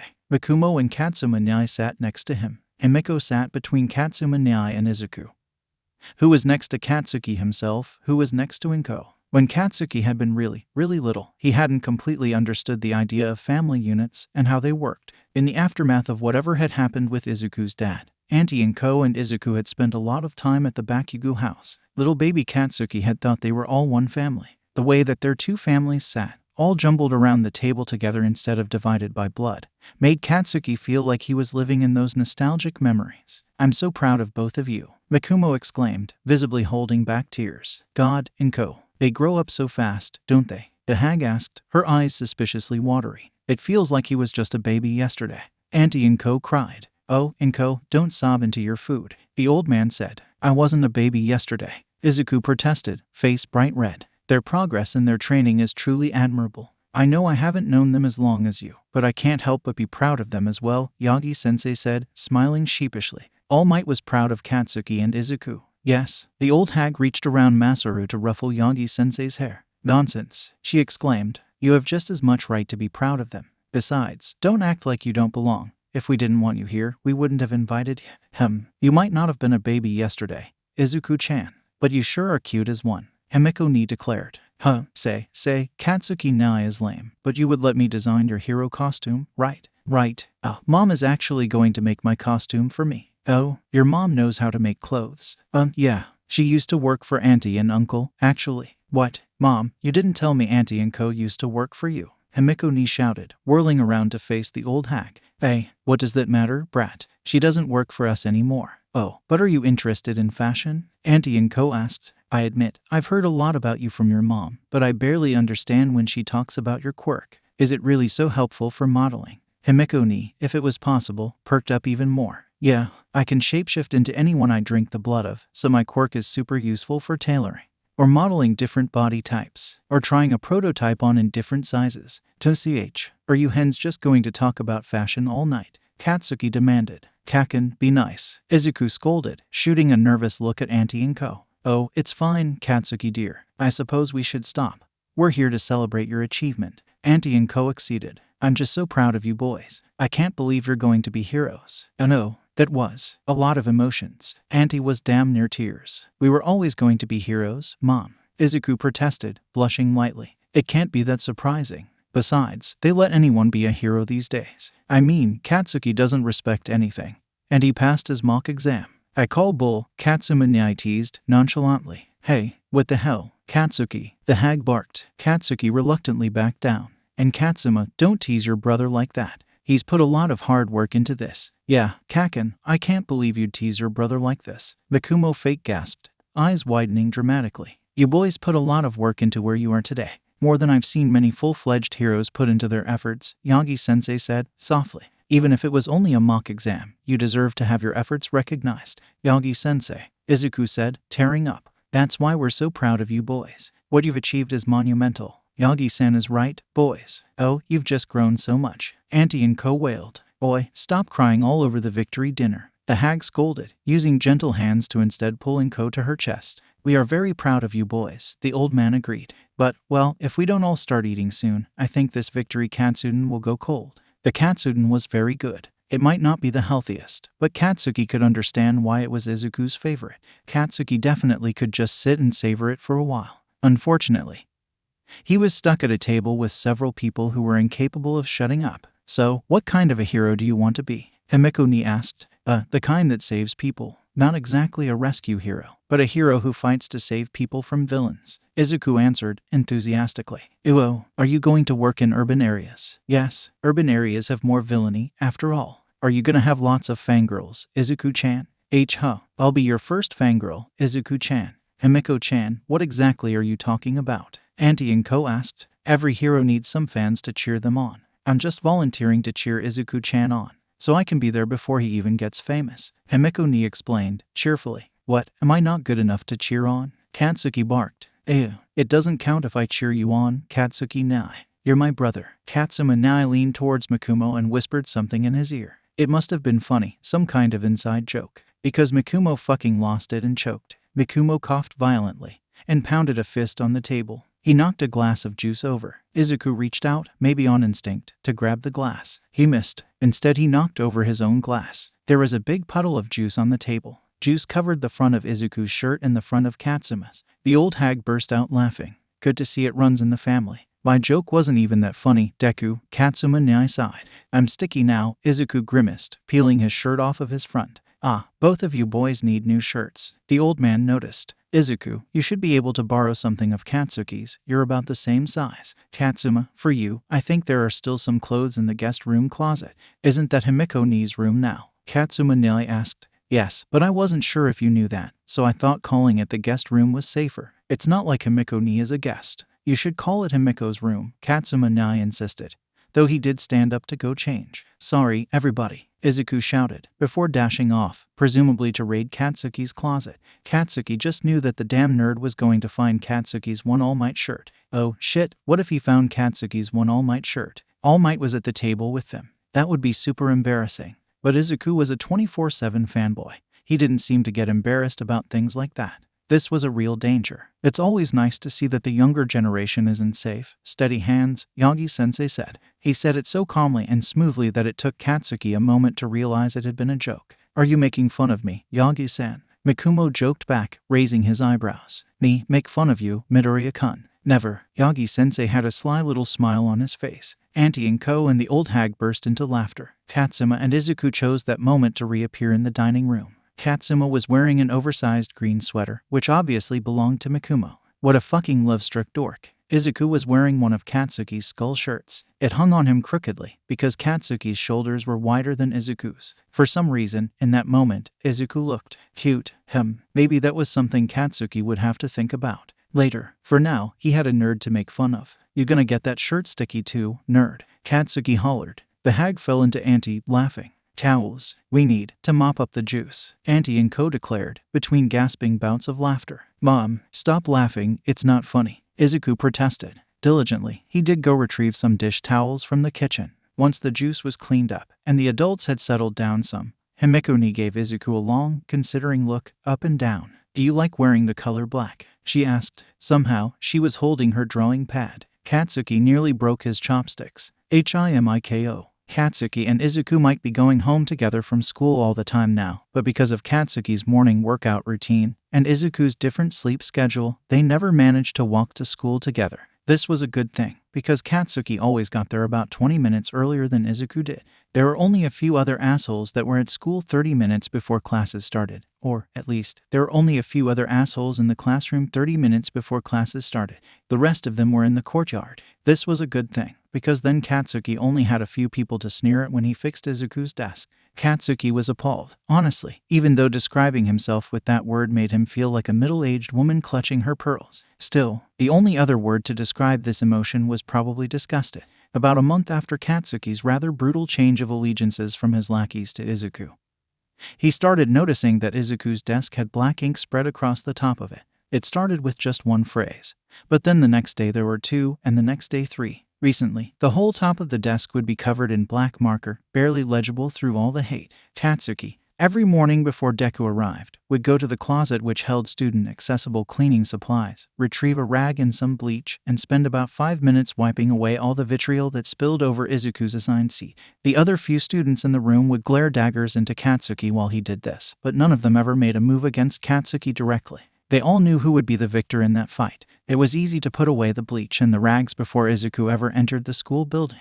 Izuku was going to be a hero, a good one. He didn't need to see that kind of shit. Katsuki knew it didn't make up for the shit he had thrown at Izuku in the past, pushing every button he knew Izuku had, especially the one labeled quirkless and useless, but it felt a little like atonement anyway. Katsuki wasn't a fucking coward, so when he had a question for Katsuma Nyai, he asked him after they finished training at Dagaba for the night. "Hey, that whole heroic spirit thing. If I respect Izuku as a hero, is that different from respecting him as a friend?" Katsuma Nyai tilted his head, then took a deep breath and sighed with his whole body. It didn't feel like disappointment, though. It felt like Katsuma Nyai was trying to keep himself calm on purpose. "It depends, Katsuki. Do you respect him only as a hero? Or do you respect him as a friend, too? So they are different." "Wait, are you saying they're different, but I can respect him both ways?" "Yeah, but, Katsuki, it's not always that simple," Katsuma Nyai said. He gestured to the sand next to him. "Here, sit with me. I can try to explain." Katsuki sat. "How is it complicated?" "It's complicated because, no matter what, everyone deserves to be respected. It's just hard, sometimes, to tell apart the different kinds of respect. Or, I guess, what it is that you're respecting someone for. You can respect someone for multiple reasons, or you can only respect them for one. Sometimes the only thing you respect someone for is the simple fact that they're human," Katsuma Nyai explained. Katsuki didn't get it. "Huh, why the hell would I respect someone just for being human? What, do you want an example or some shit?" "Yeah, that might help." "TCH. Fine. Take those dumbasses you used to call your friends. You don't respect them for their actions or their moral code, right? But you wouldn't just walk up and attack them completely unprovoked, either. That's just basic courtesy, or rather, basic respect. The only thing you gotta do to earn that kind of respect is be born," Katsuma Nyai summed up. "Huh, I guess you have a point. What about other kinds of respect?" Katsuki asked. He clenched and unclenched his fist in the sand, slowly burying it. "Well, like you said, you can respect someone for their spirit. Maybe a better word is drive. Anyone who's got that light in their eyes. That kind of fire in their footsteps that says they know what they're doing and where they're going, that deserves respect. Heroic spirit, huh? Yeah, there's more, though, than just that. You can respect someone for their actions. Maybe some kid in your class doesn't talk much, but they spend their time volunteering at the animal shelter. That deserves respect. Or you can respect someone for their impact. Endeavor is a jerk to his fans.